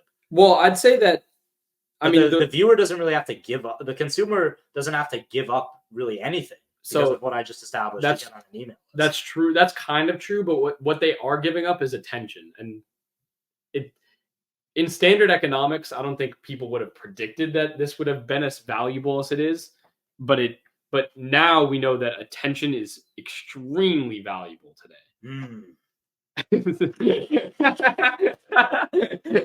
Bar. No, but it is huge. I actually saw for how misogynistic Andrew Tate is. I actually really internalized this when I saw a clip of him talking about it, and he was like, like all these people are asking what they're doing on their money. Like, look, I'm addicted to my phone, but I'm always on it posting shit. Like, I'm posting on Twitter. I'm posting. If you get on your phone and you create, eventually you're going to get some attention. And if you can get a ton of attention, you can make a lot of money, because it's one of the 4 forms of leverage that are like the main 4 forms of leverage. What are the 4 forms of leverage? It's labor, and I'll go in order of the pyramid. So the oldest form of leverage and the most historically. Actually, can we take a step back? Yeah, sure. What is leverage? Okay. So leverage, I like to define it very simply as leverage is the difference between your inputs and your outputs. So the difference between what you put in and what you get out. And the more leverage you have is a higher output for the same input. So if you have 10x the leverage, you put in the same amount, but you got out 10 times more. So the difference between an hour of work for minimum wage and an hour of work for $100,000. Yeah. Okay. All right. So what are the 4 ways? What are the 4 forms of leverage? Yeah. So 4 ways. I'll say so. This is in the context of a business, but the problem is remember how I tried to write a book. I was gonna ask how that was going, and I just decided not to. Okay. Well, I'm still trying to write it, but I got really stumped here because I wanted to outline how to build leverage, and the problem is there's really technically infinite ways, because it's like, well, you could get more skilled. Like, let's say you got 10% better at communicating. Now you could put in the same amount of effort. Have a better podcast. Yeah, exactly.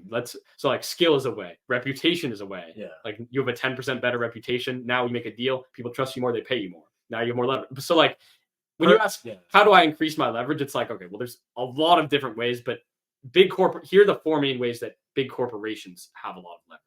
So the oldest form is labor, right? Like paying other people to do stuff. The second oldest form is capital. So this is when you need other people's money to use to do something. So like,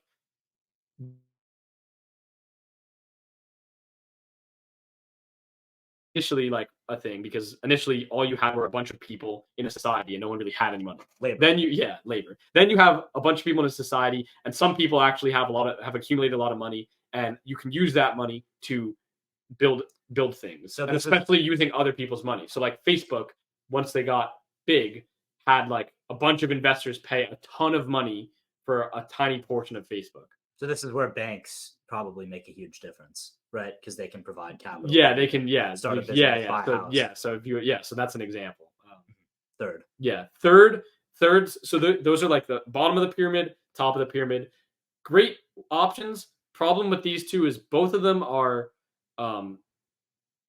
you need money for. So labor, you need to pay someone, and capital, you need someone to pay you. Proof of concept. Yeah. So, and the other problem is both of these are permission based. So you can't do these unless you have permission from someone else to do it.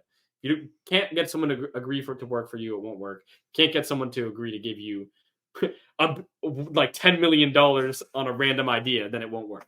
Okay. The 2 new ones that are OP is content and code. So think of some of the biggest companies now that arose out since 1990. Facebook. Code. Yeah, Facebook, Instagram, TikTok, YouTube, Google. Apps. Like, there are apps that are $1 million apps, websites that are $1 million websites, software companies. Huge. Okay? And then, so like, that's a great form of leverage because it's permissionless. It doesn't cost money to start, but you have to be good at coding. So that was crossed off the list for me. And then other top one is content. And that's something I could actually do. And you see this now with like media companies becoming like empires. Like I think the Daily Wire, like Ben Shapiro's like media company. Yeah, oh. We're not saying we agree with what they're saying. Yeah. We're saying we agree with their business practices. Yeah. I saw him on this Continue. guy. I saw him on this guy Graham Stephan's podcast, who like talks to people about the economics of what they do, and like, yeah, Ben Shapiro's media empire is like worth many, many tens of millions. I'm pretty sure, and like you see this with YouTubers who do content. Like you know that Mr. Beast is gonna be a billionaire if he's not already. You know that ginormous YouTubers who have all this extended reach are gonna be extremely rich. Why? Because they have one of those major forms of leverage, which is getting more attention at no incremental cost to themselves. So to get one extra view, it doesn't cost any more. For Mr. Beast to get an extra million views than he did on his last video, it doesn't cost any more money to him. How is that leverage exactly? Because you can give out the same message. If I post a video, Ooh, I see. if I post a video on Instagram saying to do something or saying to buy this thing, it's going to be seen by at least 10K people. So if he makes a podcast, he's going to get like 13 views. But since I have all the leverage, if I make a podcast, Yeah. I'm going to have millions. Yeah, exactly. That's why I have more leverage than Mr. Beast. Yeah, yeah. I see that. Yeah, That makes sense. Okay. That's interesting. The 4 forms of leverage. I never knew about that. So it's Yeah. So I would say that's the 4 forms in a business setting. or just But in a personal setting, there's a lot of other ways to build leverage that, like I would say in a personal setting, developing a high income skill is like, yeah, is yeah, juggling the highest income of skills. leverage. Yeah. That's like if we want to do that same thing that we did, which is like, okay, well, really for the average person, their main form of they should pay off their student loans, build up an emergency fund, and invest in the stock market. The average person should, to gain leverage, develop a high value skill, improve, like go in deals, be a trustworthy person, develop a good reputation. That's how you get more leverage on an individual basis. Mhm. In a business basis, I think those 4 are The main 4. Yeah, I mean it's hard to imagine any extremely big like try to imagine a single like multi-million-dollar company that doesn't employ at least one of those 4 forms of leverage. It's pretty impossible, right? Like because if you're running a deli like that kid down like across the block, like even he has employees. Yeah. Like imagine doing no employees, no capital to start with,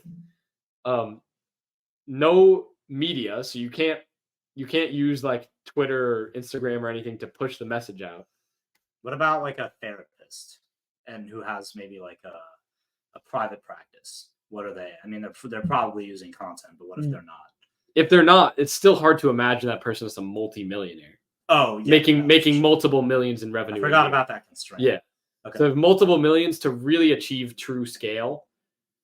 Probably making content. Yeah. The only thing I could possibly think of is like if someone went around like but I would still consider this content. But if Taylor Swift just did concerts by word of mouth. That's not that. See, that's what I'm saying. It's kind of its content.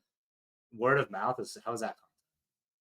No, I'm saying it's kind of content by having a content. Oh, yes. Like it's kind of a form of media because she's being able to fill stadiums at no incremental cost to herself. Like it doesn't cost the stadium any more money to have one extra person come. Yeah.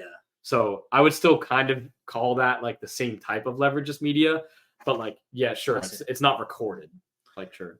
Here's an interesting one. How do you learn to think like an entrepreneur? Okay. Step 1 is look at every single time you spend money. So every single time you spend money, like when we got pliables yesterday, why did we go to that one?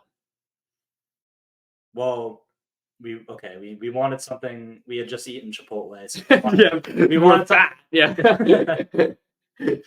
Okay, we were hungry. We worked out earlier, so we needed a post-workout snack. We had just eaten Chipotle, so we wanted something a little lighter. Yeah. No, but I guess the real answer is it has a good reputation. Like, we know that we've been there in the past. Yeah. We know it's reliable. We know it's, if you want, like a fruit sort of snack, like acai smoothie type of thing, that's the place that you would go when you're in the 80s on the Upper West Side. It's I guess that's the answer. Yeah. So what's your entrepreneurial conceptualization of all that? Yeah, that makes a lot of sense. But so I would also add, like, so there's a lot of things as I've learned that, like, you don't even consider. It's hard because the worst things in life are the things that you don't know that you don't know. So the unknown unknowns are the worst. Yeah. You don't even know all the things that you didn't know to list that influenced your behavior there. But I'll give you an example of something. I don't know if they actually do this, but of something like that. So I've seen that, like, you know how, like, some stores have like if you have a storefront like this, right? This is like the side of the building, and you have your logo smack up here. People from across the street will see it. Yeah. You know who won't see it? People walking on that sidewalk. If you have a restaurant and I saw like some stat about this. If you all you have to do is add a sign that sticks out like this, and now the sign can be seen from people on the sidewalk.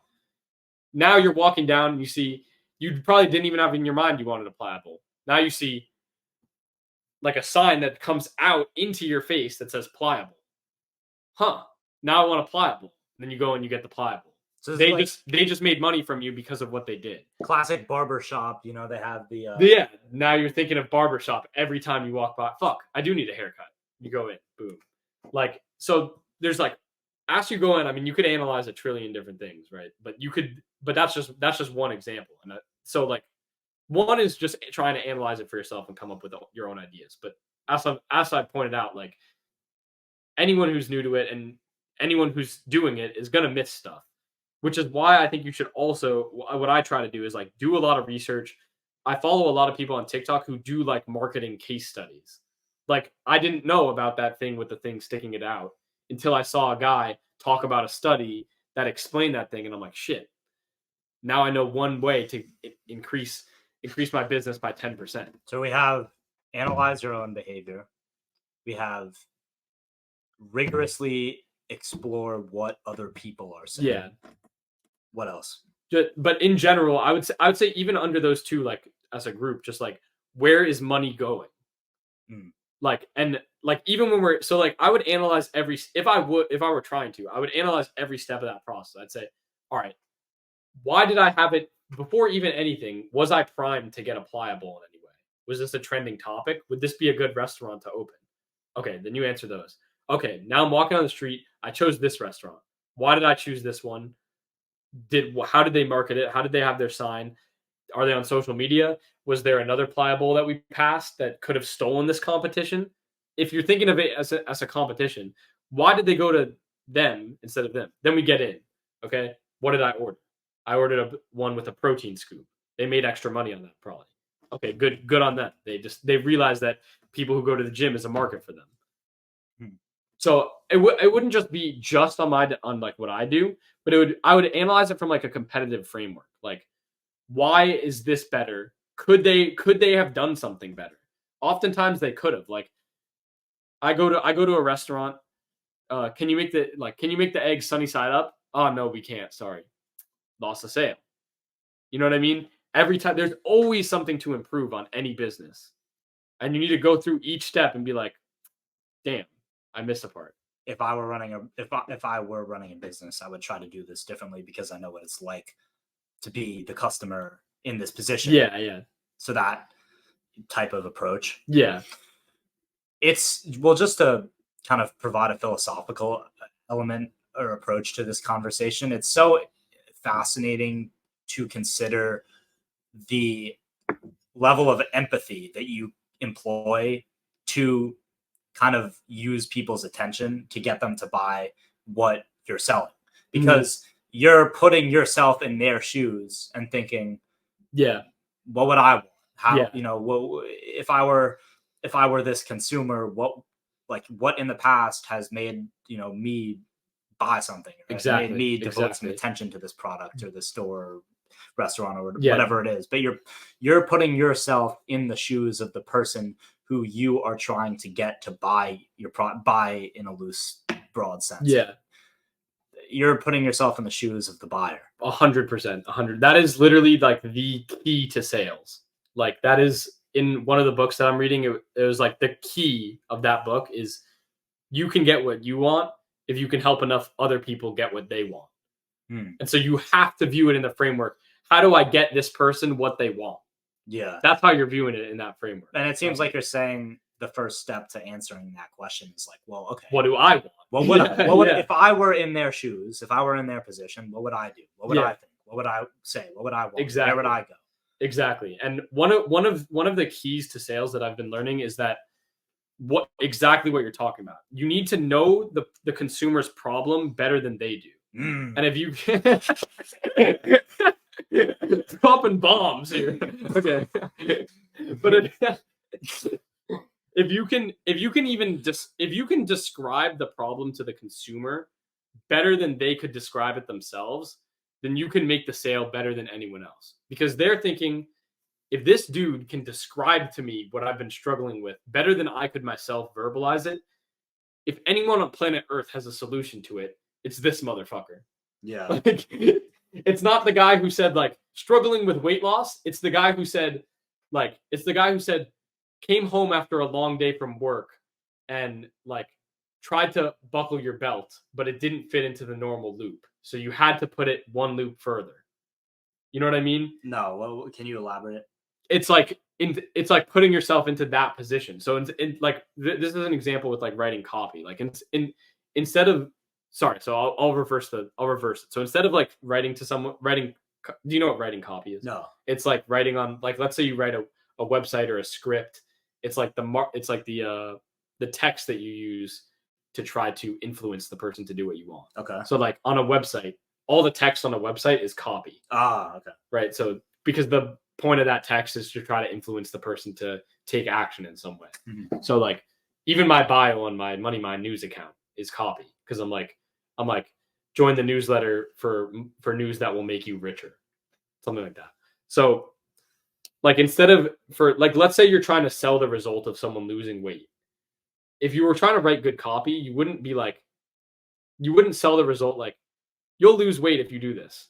It's like that doesn't apply to the person. You would sell the result like, think of how your son would, or you get home from a long day of work.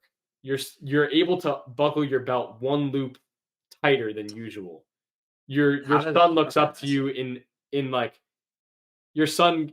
You arrive at work and one of your coworkers notices. How does this relate to understanding the problem better than the consumer, though? Can you just close that loop?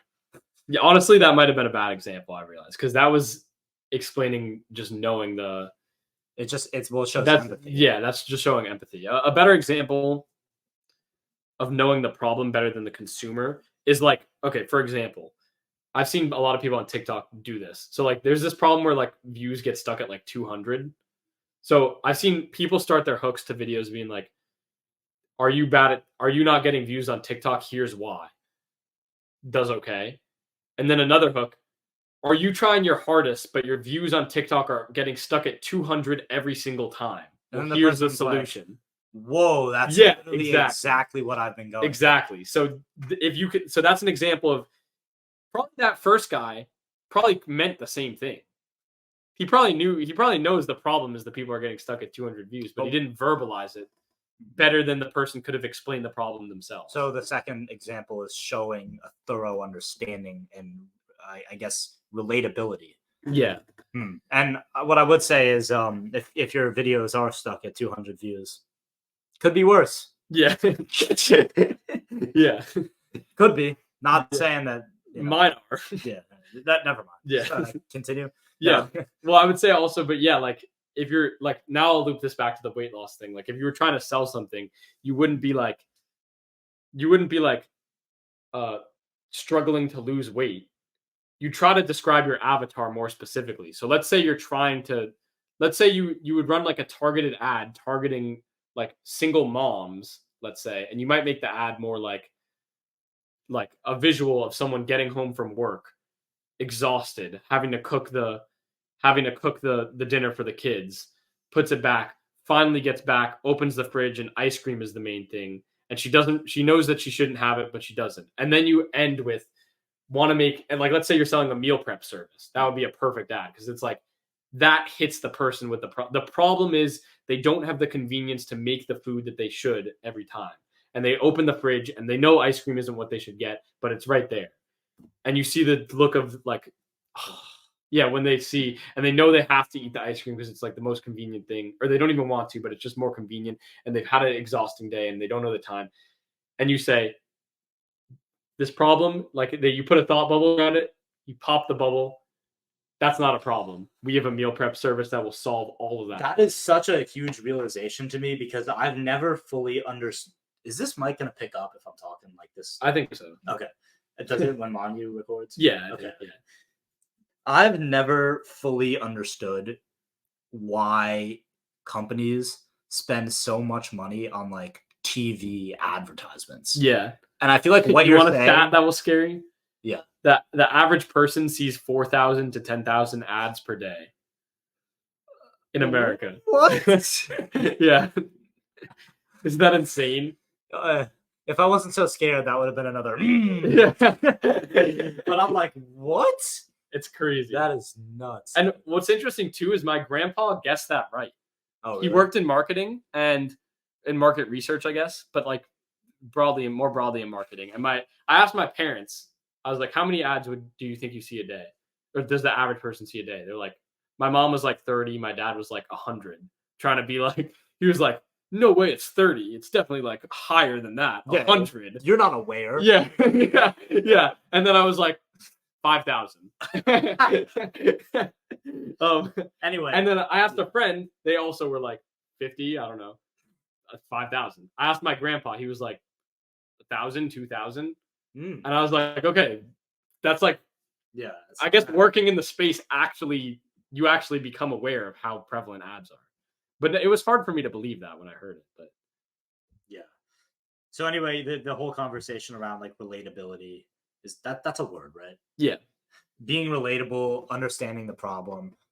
I guess that's what when you watch like a little skit on TV that's advertising a product, that is basically what they're doing. They're showing proof that they understand exactly, or they're at least what they're trying to do is show proof that they understand what the targeted consumer is going through. Yeah. And they're, showing an understanding of the problem that the consumer is going through. Ideally, an understanding of the problem that's as good, if not better, than the consumer. Yeah.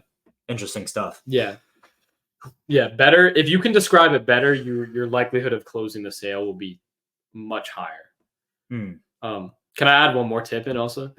It would be that like humans to always remind the consumer what happens if they don't purchase.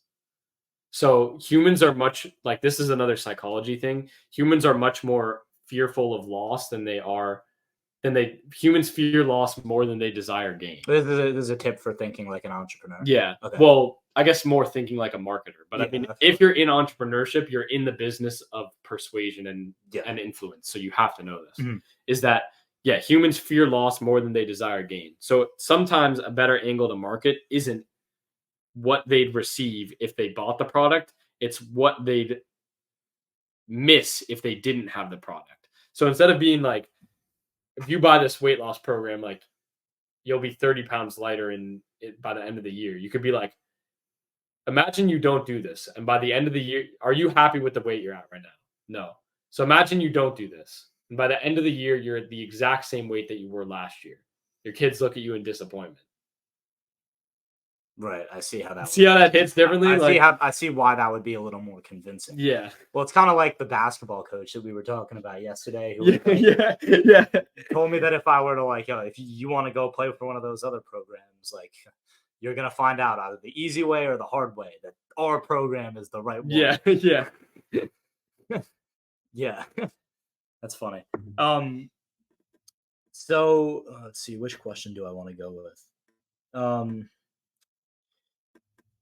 Okay, well, so one of your videos was about, well, actually, how much time are we at? It's 1:45. All right, we can keep going. We got some interesting questions. I'm happy to keep going. All right, so one of your videos was about, should you invest money in an index fund, in stocks, and whatever. I don't remember the exact examples that you counter examples that you use, but ultimately the idea of the video was invest in yourself. Yeah, that's where. Oh yeah, that was a long video if you watch that one. Yeah, well, I guess closed loop. And by long, I mean 3 minutes, because that's the longest possible. With no GTA footage. Yeah. Attention span. Yeah. Depleted. I clearly don't understand the consumer. Yeah. Yeah, completely contradicts the last hour of the podcast. Do you think people go wrong with investing too much money? Well, because see, the reason I'm not saying I disagree, but it's tricky because there is some extent to which personal finance and investing in the market, I mean, my thoughts on stocks are not too favorable. I think that index funds rather than individual stocks, index funds are a good investment. Yeah, but probably not as leverageable as investing in yourself. Yeah. So how do you kind of balance those two? So I'd say if you want, you almost preface the question with, do most people have a problem with investing in like index funds too much?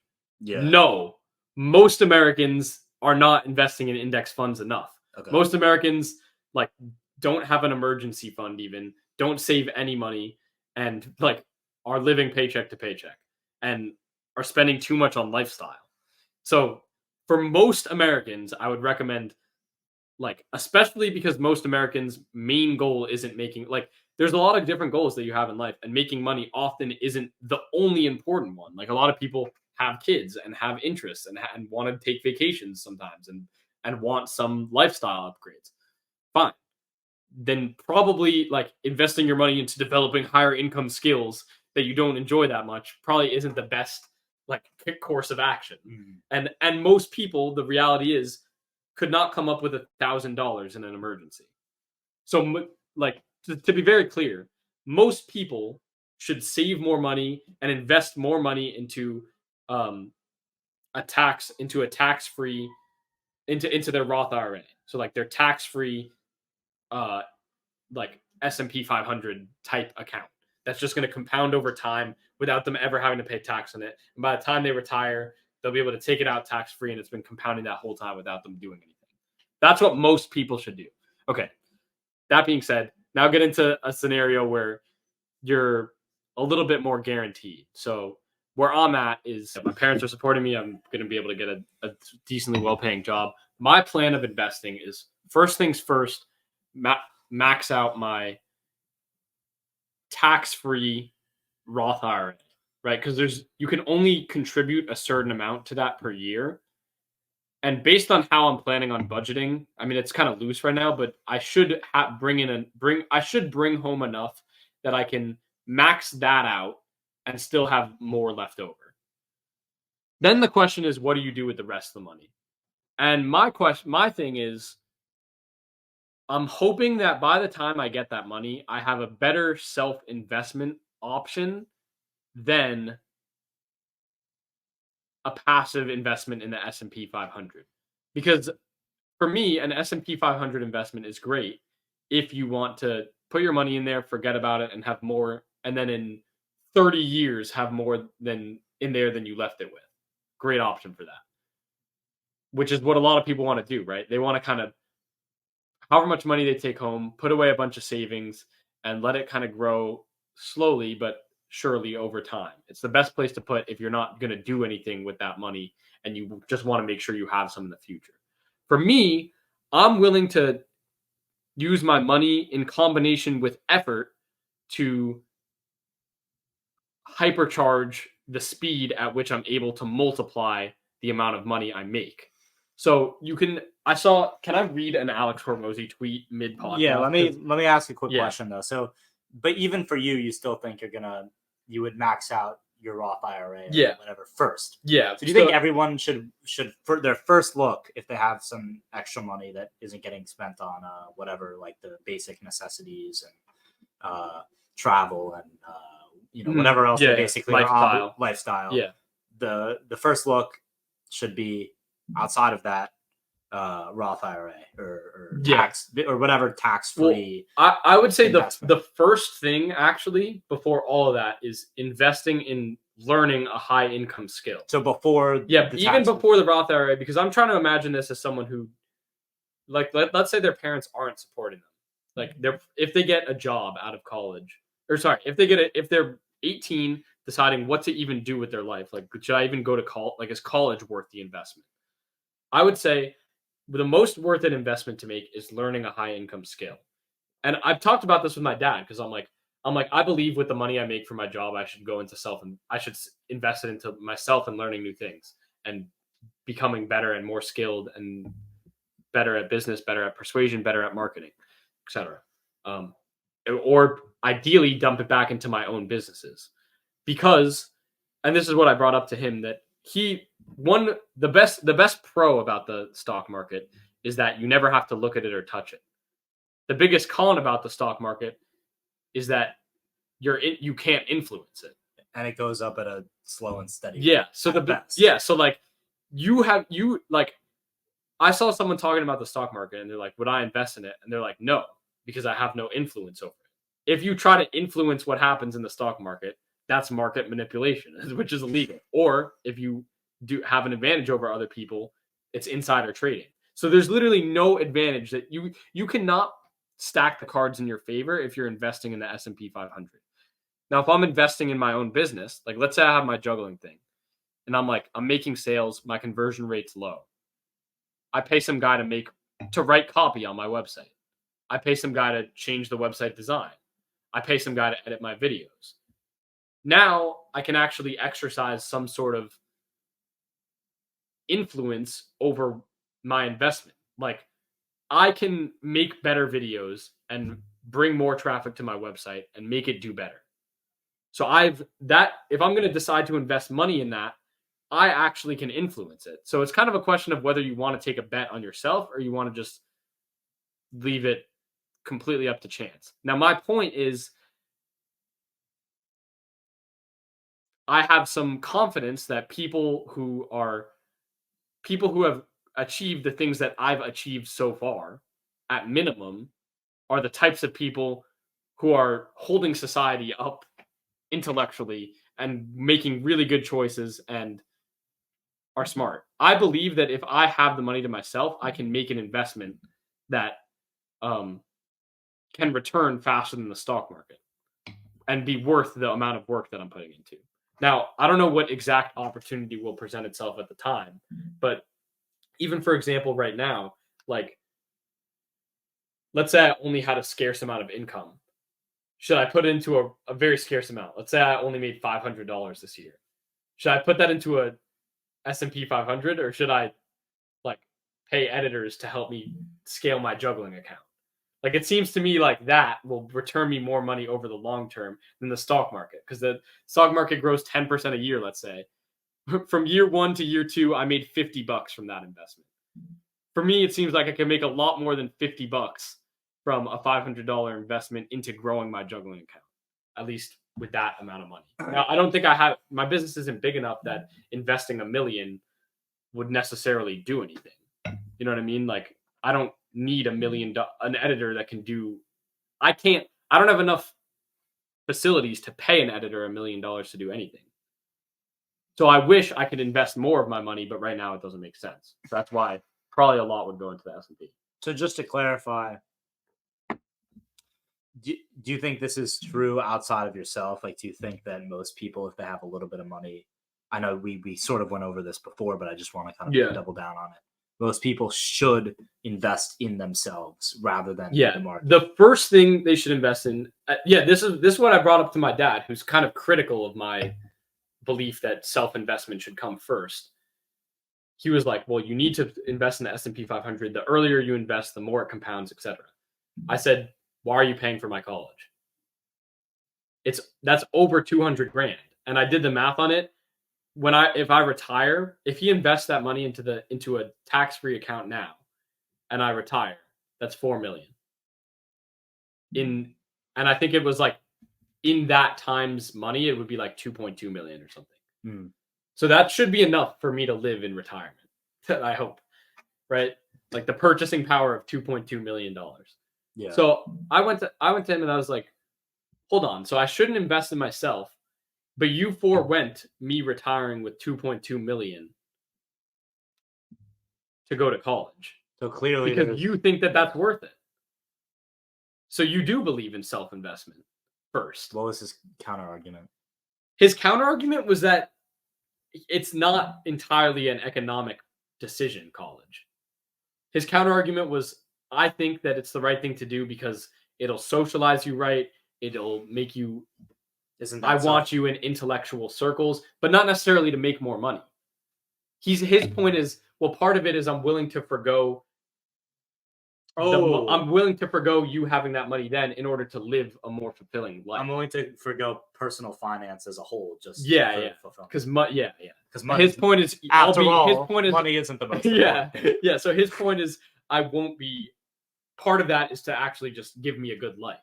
Like if he might pay me a lot spend a lot of money that he could have put to retirement for me to like buy the juggling balls I want or something like that. That's not a return on investment question. Yeah. That's just a enjoyment question.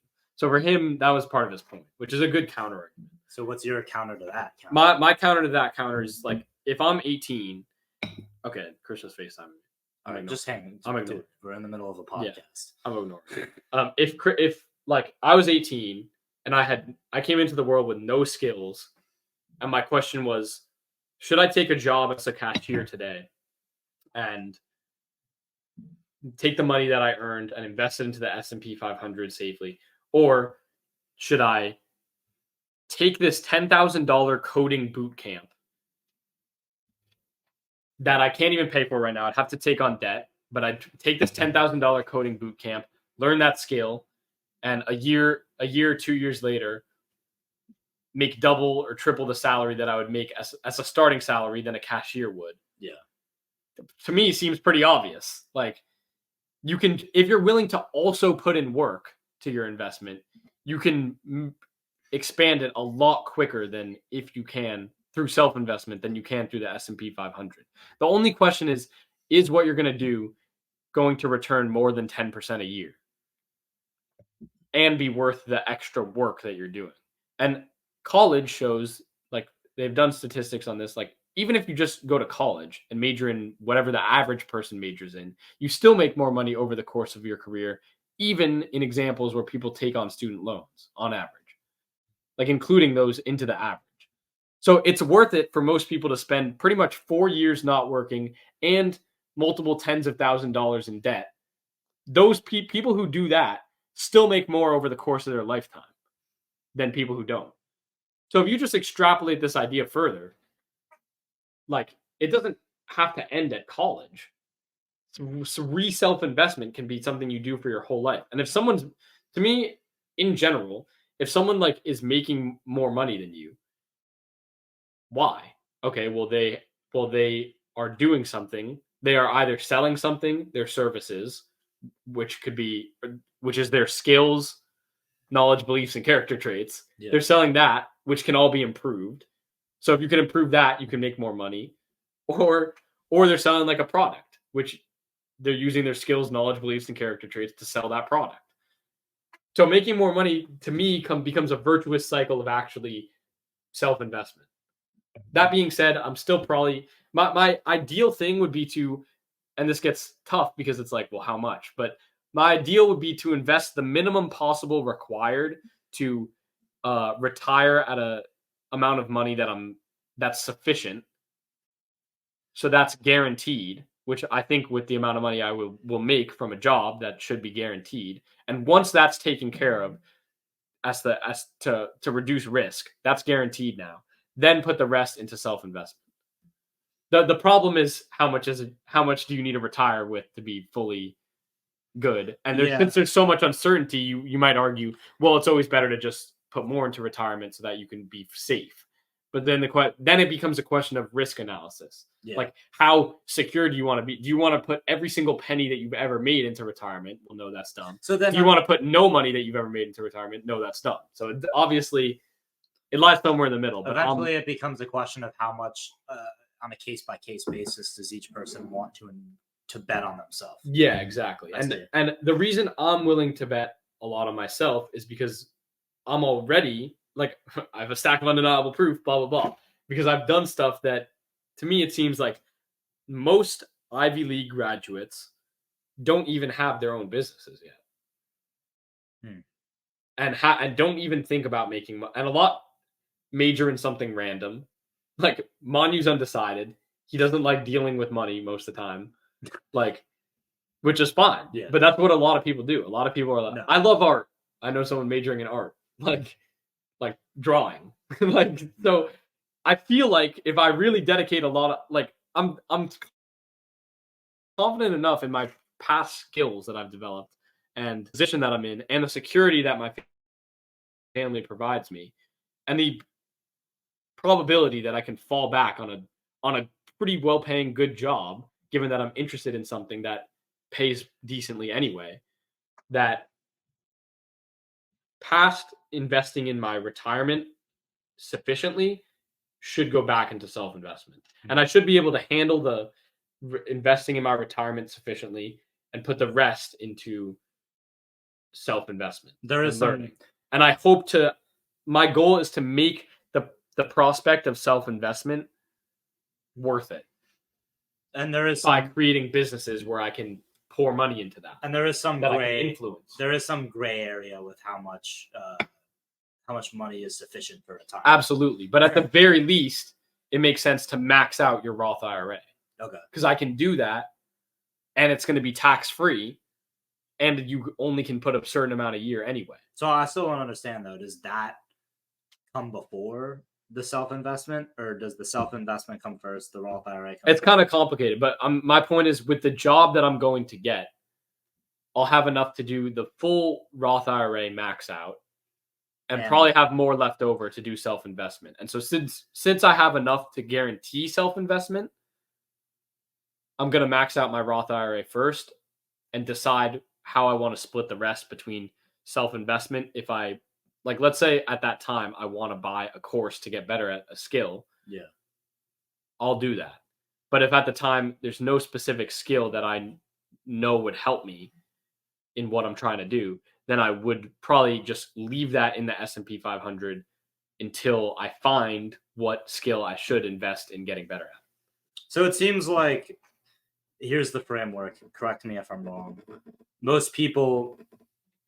But self-investment is ahead, because if I didn't have the money to max out my Roth IRA and have extra, I would invest in learning. And the reason you're gonna have I would invest in learning how to code first. And the reason you're gonna have that money is because of self-investment. Yeah, yeah. But I'll thanks mom and dad. But yeah, it's not exactly self-investment because they did it. But okay, like, I see. Yeah, but getting money that's becoming going better you rather than the market. Yeah, exactly. So it seems like most people would benefit from investing in a tax-free whatever IRA, whatever stock type of thing. Yeah, a tax-sheltered investment. A tax-sheltered. Most people would benefit from a tax-sheltered investment because you may as well max it out. It's like $6,500 a year. But it seems like you're saying that a lot of people might be. Yes, this thing is extremely valuable, but you might be overly biased towards this and kind of forget about, people might have a tendency to overrate how important it is to put their money into this tax sheltered investment and underestimate the potential of just investing in yourself. And you don't want to disregard how much leverage can be found through investing in you over the long term. So ultimately you have to find a balance between both, which is different from person to person. It depends, how much proof of concept you have, but there's a balance between both. And, you might want to lean a little bit towards the self-improvement, self-investment side, but it depends. I'll put it this way. If your job isn't paying you over $100K a year, I don't see how self-investment couldn't be the better choice, because you can develop skills that'll pay you more than 100K a year, and that'll return faster than 10% of however much you're able to save at your previous job. And it'll give you more opportunity in the future to scale that. Yeah. And to then put the money into it. Yeah. So then, yeah. So you can't really, you wouldn't even benefit from a tax sheltered Yeah. investment that much unless you have unless you have skills that are going to generate money for you to put into it. Exactly. If someone was a cashier, if someone was a cashier and they said, I'm going to be smart with my finance, I'm going to invest all the money I make that I save, I'm going to invest into a tax sheltered Roth IRA, and then once I max that out, I'm going to invest the rest of that into just the S&P 500, and I'm going to be a cashier for the rest of my life, and I'll do that with all that money. You're looking at the person like, maybe, but why not just do a job that pays you more though? Well, that'll take time and money.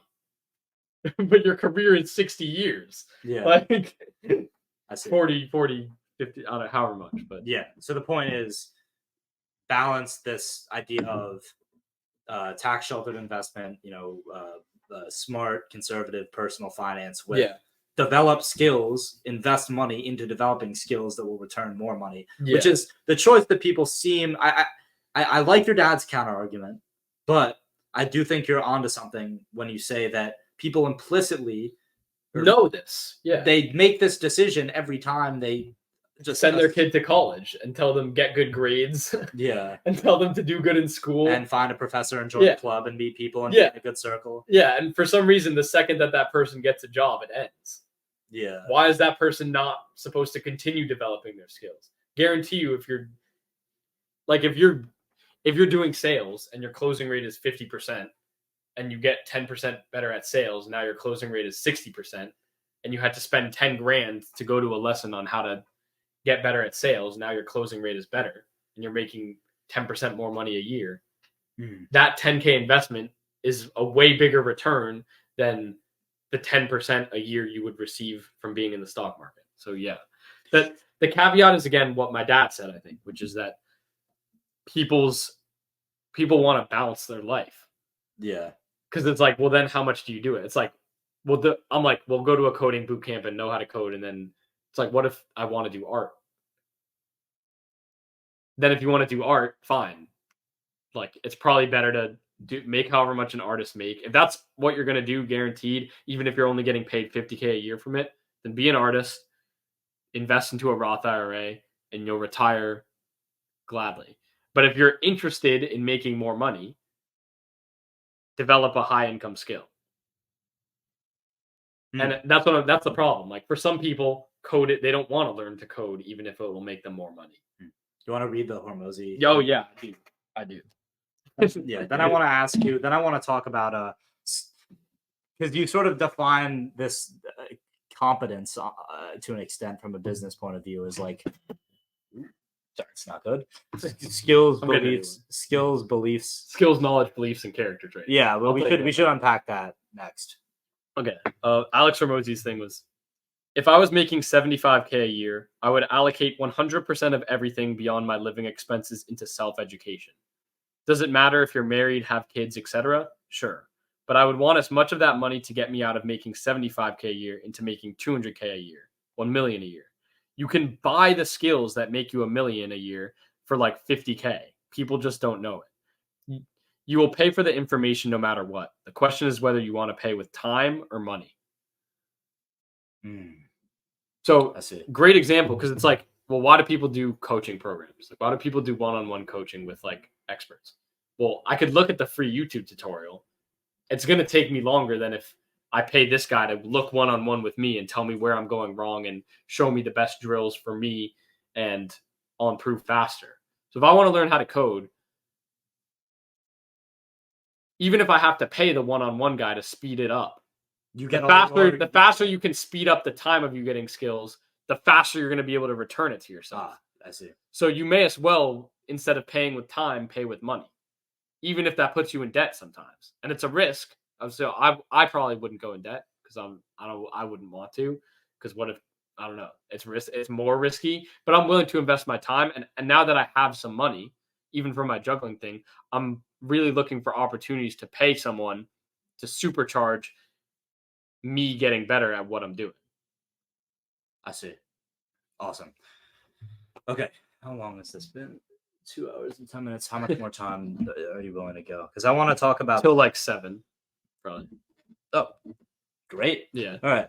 Skills, knowledge, beliefs, and character traits. Explain what. Okay, so what we're talking once about. again, a Hormozian idea right here, but so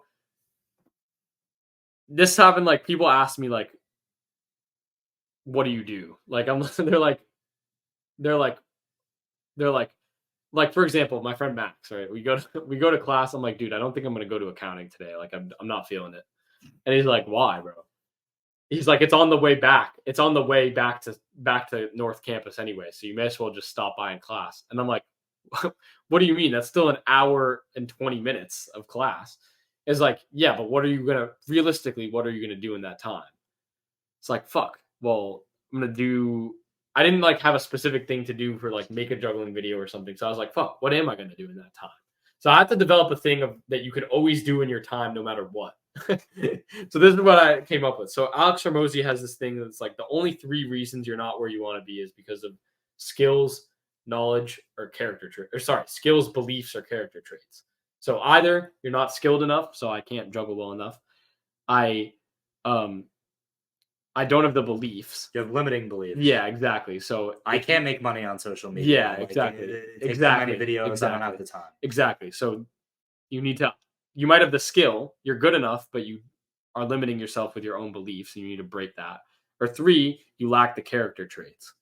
You don't have the discipline. You don't have the grit. Or you don't have the knowledge. You don't know what you're doing. Yeah. Well, he didn't have knowledge as part of it. Oh, he didn't? He didn't. Which he made that formula of like the 3 reasons why people don't succeed. And I'm like, is that it? I think also, first of all, he means the things that you can control as well. Yeah. So like this wouldn't be including like genetics. Like the reason you might not succeed as an NBA player is because of genetics. But talking about the things that you can control, skills, beliefs, character traits. I'm like, is that it? And I'm like, no, that's not it. Because you could be skilled at juggling and just not know. Like I could be very skilled at juggling, but I could never know. I might just have never known that a trick like this existed. Yeah. And until or that social media is an important way. Yeah. Leverageable. Yeah. I might never have even known about Instagram because I lived under a rock.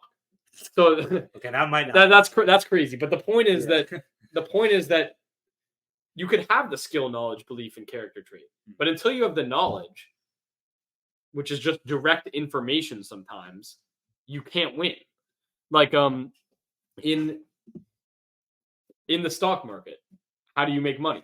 You know whether a stock's going to go up or down. If you had that information, you could have the skills, knowledge, beliefs, and character traits, but if you don't know whether a stock's going to go up or down, you're screwed. You're screwed. You can have the but if you know, have the skills, beliefs, and character traits, but if you don't have the knowledge, oh yeah. Sorry, yeah. But sometimes the information is the only extra thing you need. Well, in fact, a lot of the time, it's like, what am I missing? You're missing that all you have to do is make a video that opens a loop and doesn't pay them out until the end. Fuck. Now I can make a video that gets a million views. So that's like my go-to thing now. If someone's like, dude, well, what are you going to do in that 1 hour, 20 minutes? Develop skills, knowledge, beliefs, and character traits. Because even if you don't have a business up yet, and even if you don't, like, you know how we talk about doing the thing? Sometimes you don't have a doing the thing to do. Yeah. Like you have your side hustles and you can try to do a lot of them, but sometimes some people might not have them. Yeah. TikTok account, juggling ball company podcast.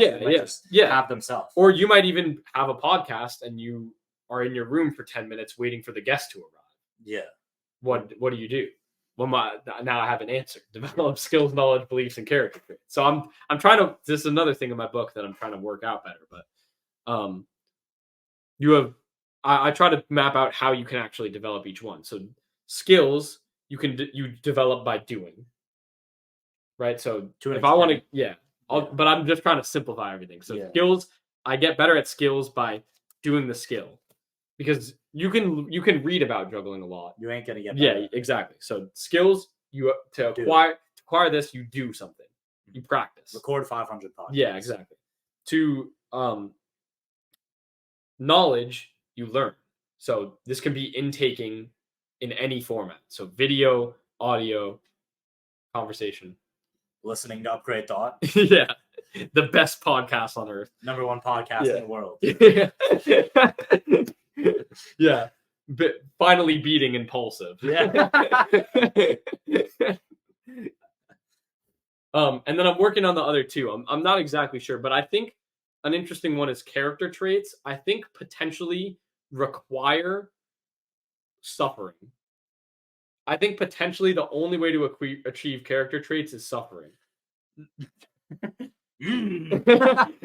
Like I've really tried to think about it. Like, can you achieve a character trait from everything going right?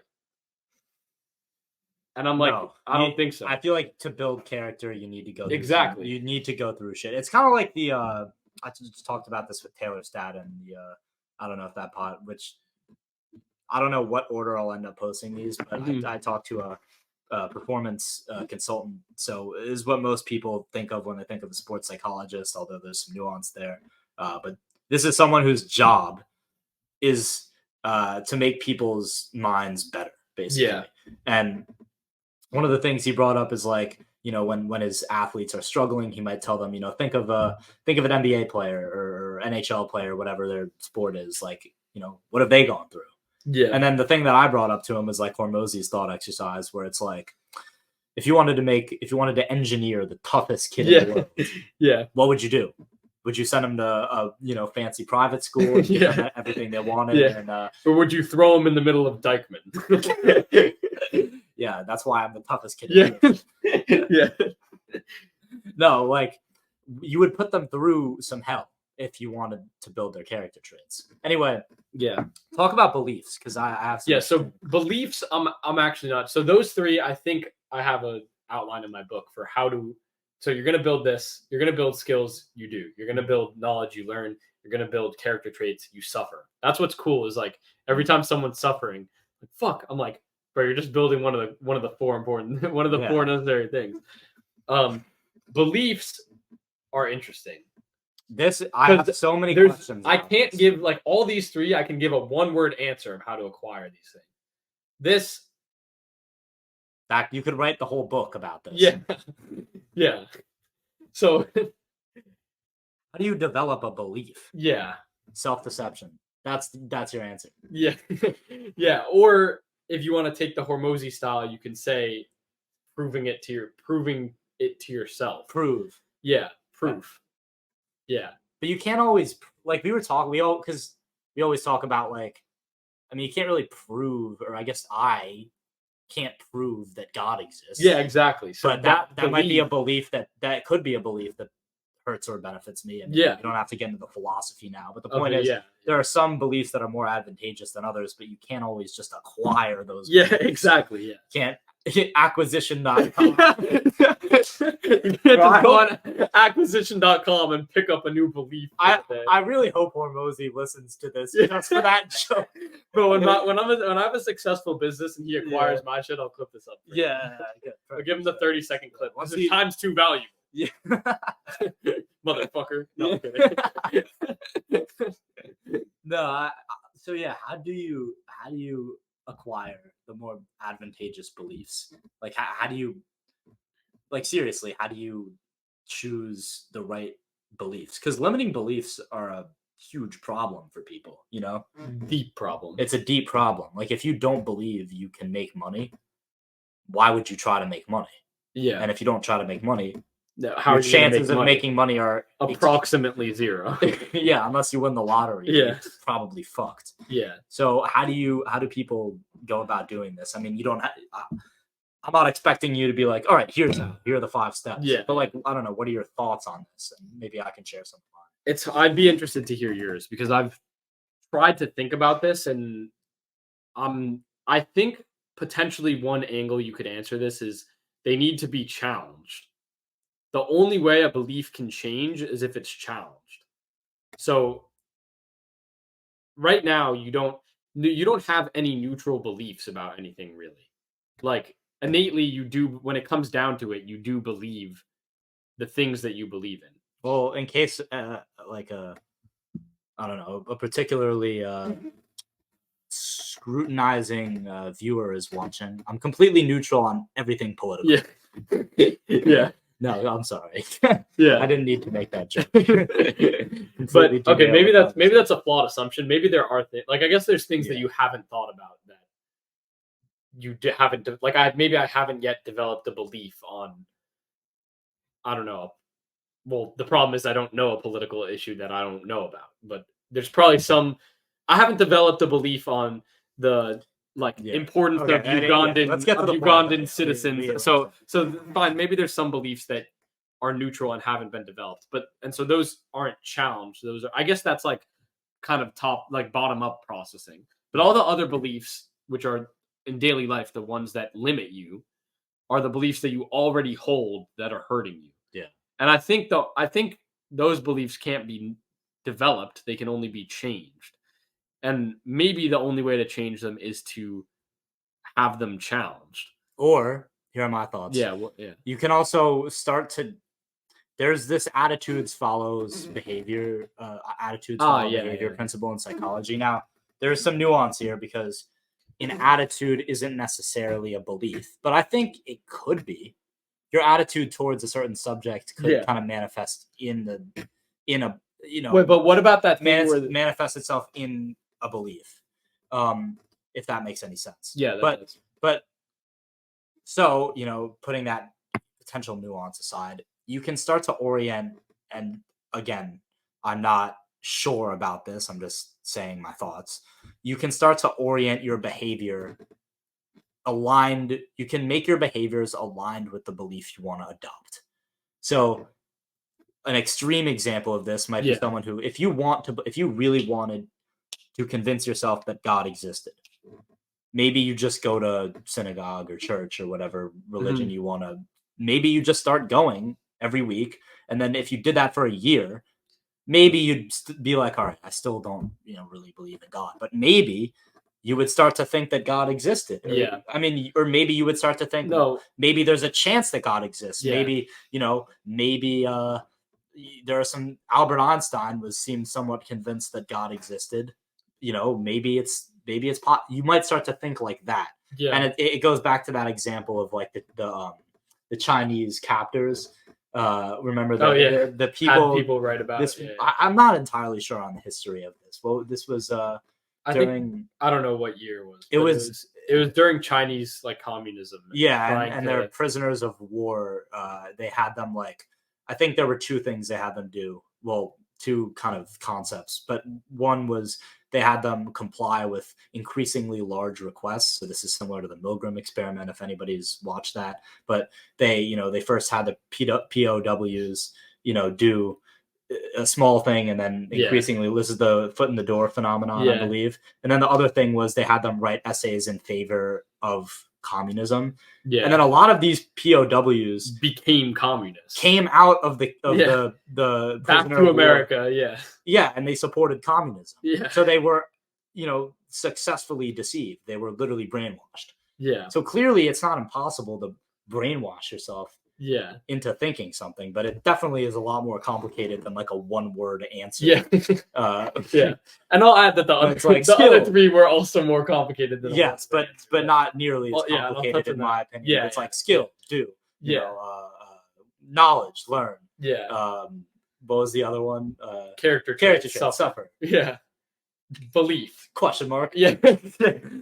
Belief. Refer to this book. Yeah.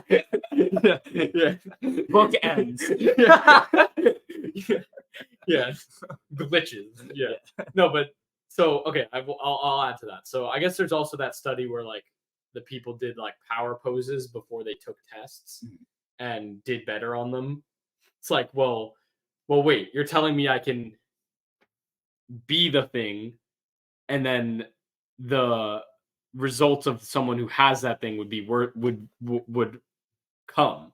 So I didn't even believe that I was going to do well on this test necessarily, but by doing that before the test, I've been bodied. With a belief. Yeah, exactly. Yeah. So putting the behavior before it, and then what I wanted to add to that thing too it's an interesting point because it's like, okay, well, why am I trying to give a one-word answer to all these things? It's like, well, okay, how do I do it? How do I get better at a skill? It's like, well, there's a lot of things that go into that, right? Why am I trying to? And the reason is because I want the book to be useful. And I've had very interesting discussions with Manu about this because this also loops back to like, well, what counts as real? Because it's like, what's true? Yeah, yeah. It's like, all right, we don't need to be philosophically consistent all the time. Sometimes we can just be practical. Yeah, yeah, exactly. So I'm not writing this book to. This is what's interesting. It's like I'm actually not writing this book. I'm writing this book for myself to have a framework to fall back on when I don't know what to do. And interesting. And I want an explanation for myself, right? So I don't want to go in and be like let's say like if you're about to do a sales call, you could go in and be like and have the book influence in front of you. That's dumb because you're not going to be able to use that. What you should do is you should have a check mark of the 6 weapons of influence and a way you can do it on your sales call. So you could be like introduction, like right when you introduce yourself, compliment. I have a good, and it's useful. So is that the book? No. But is it useful? Yes. It's oversimplified, but it helps. But it's more useful than the book being in front of you. So it's kind of like in basketball, coaches. When I was younger, me and my basketball friends used to always talk about how ridiculous this was, but it's actually really intelligent, especially in this context.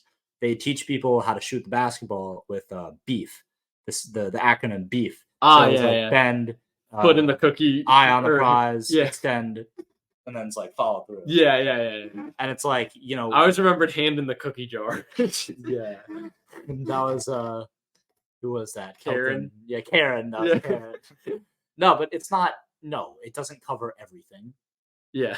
But it's useful. Yeah, exactly. It helps someone who has no clue what they're doing. Exactly. Do the thing. Exactly. So that's the whole reason I want to make this, and it comes to an interesting point because it's like you come to problems where it's like, well, it's not even true what you're saying sometimes. Like sometimes it's oversimplified and other times it turns out that like what you're saying is false or it at least seems to be false on like a greater analysis. And you're like, well, but it helped.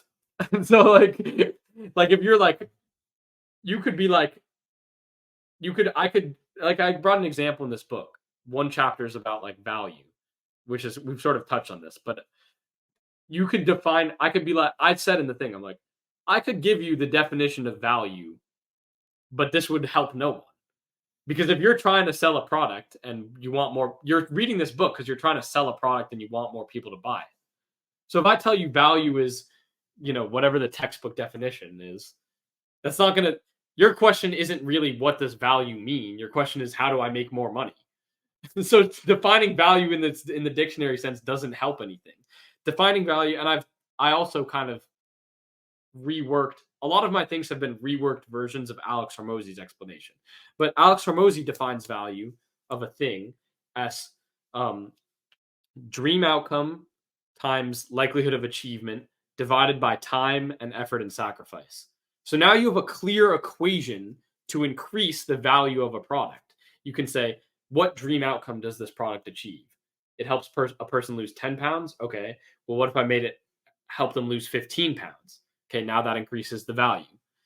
Likelihood of achievement.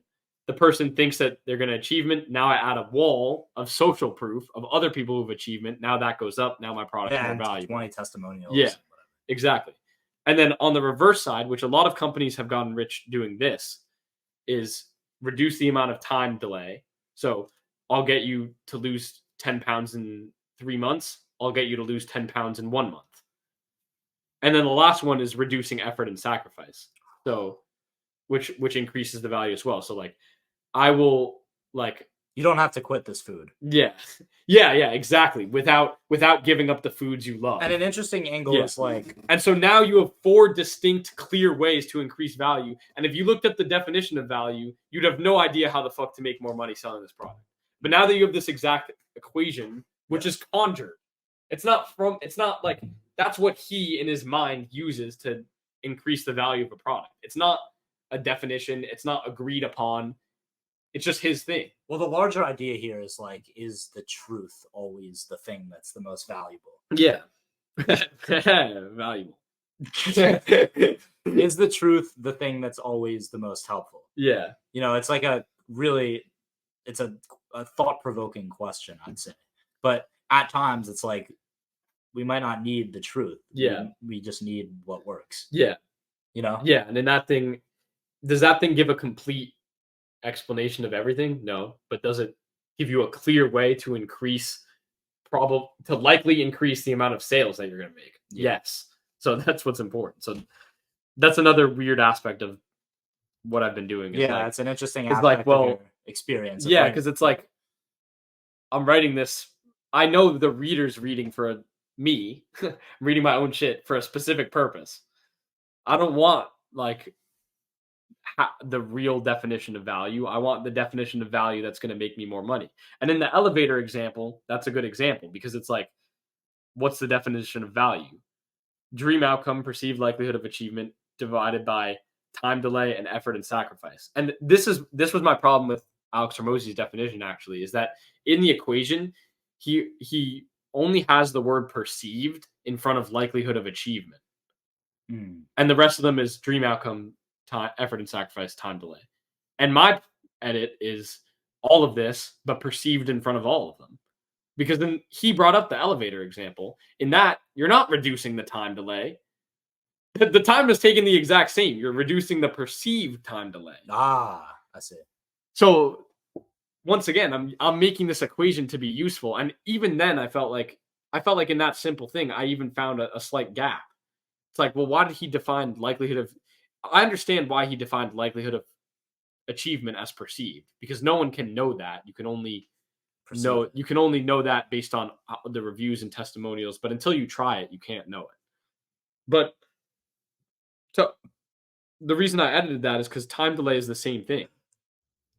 How much time did that elevator ride take? The same. I don't know. Like if you ask that person in the elevator, first time they say, I don't know, like a minute. Second time they say, I don't know, like 15 seconds.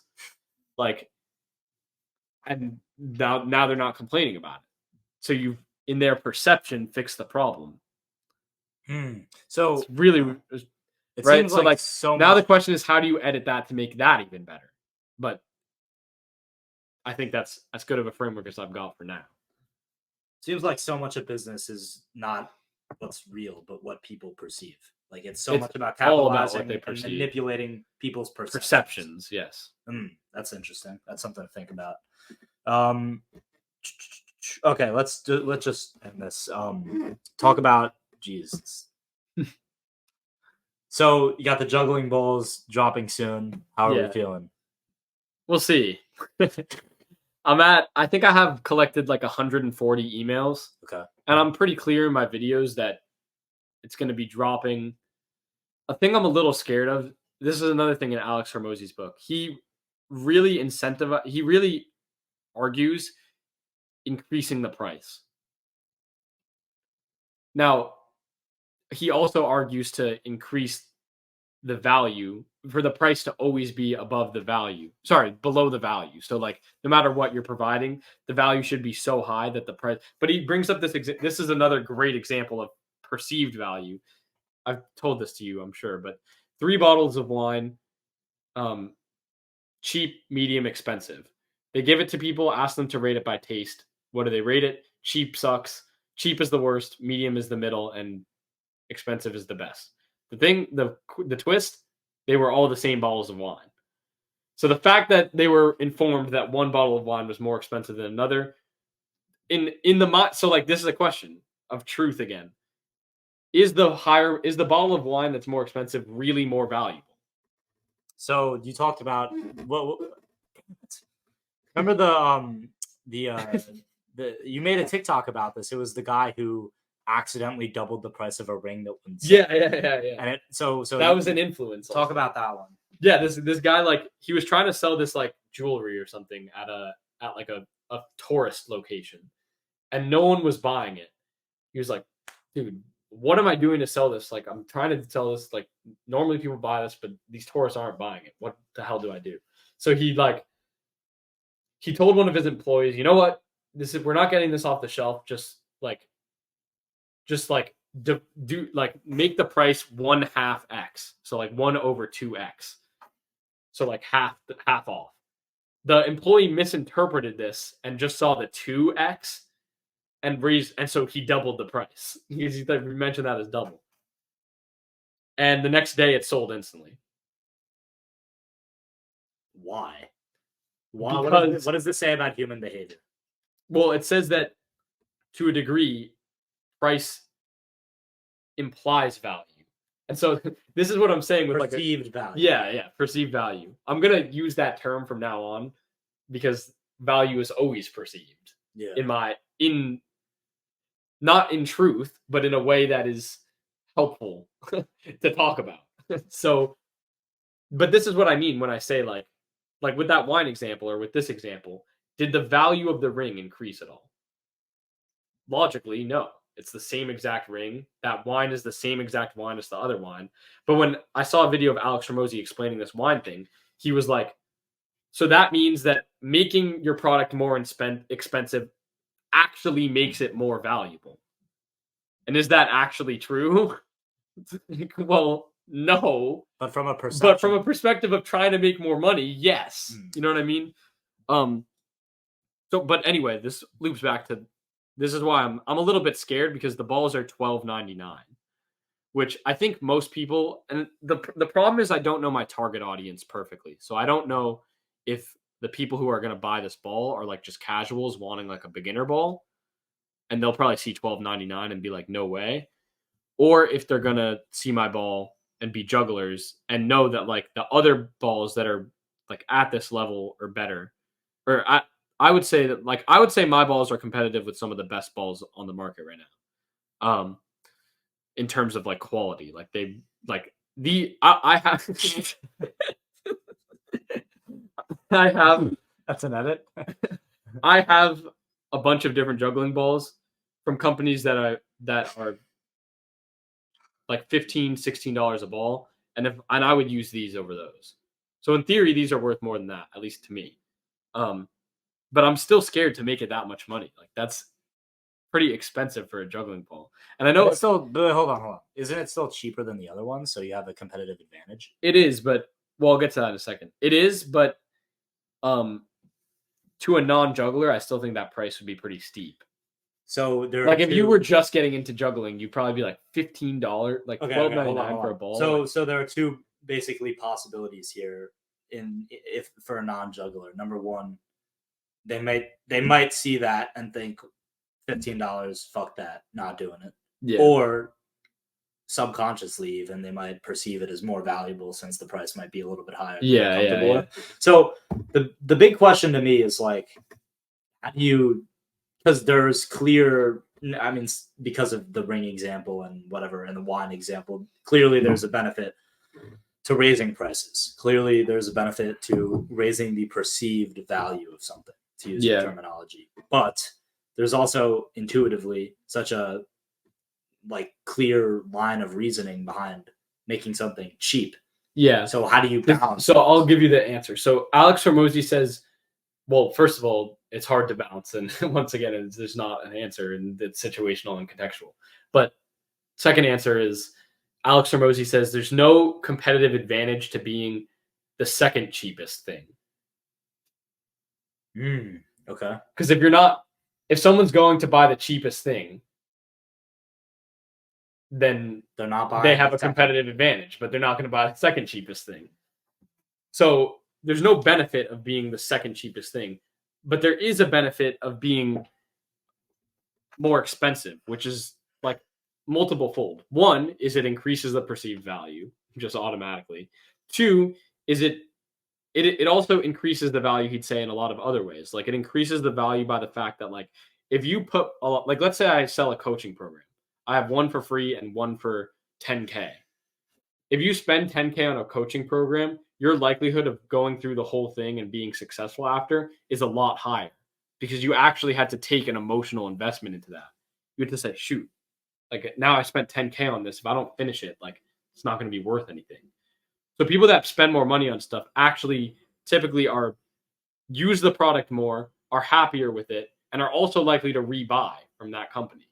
So there's a lot of really good things by making your product more expensive. And Alex Hormozi himself talked on Graham Stephan and said he was scared to make his course free because then people wouldn't actually take it seriously, kind of. And like they would look at the course and not even finish it probably and not get as much value out of it. Like he might have literally helped more people if he made it expensive. But he still has the goal of making stuff free, so making business education free, so kudos to him. But it's a real concern. Like, interesting. All right. Well, I think that that was a great. That was awesome. 3 hours, about 2 hours and 41 minutes. Yeah, of making people billionaires. Yeah, as someone who's made 10 grand. Shit.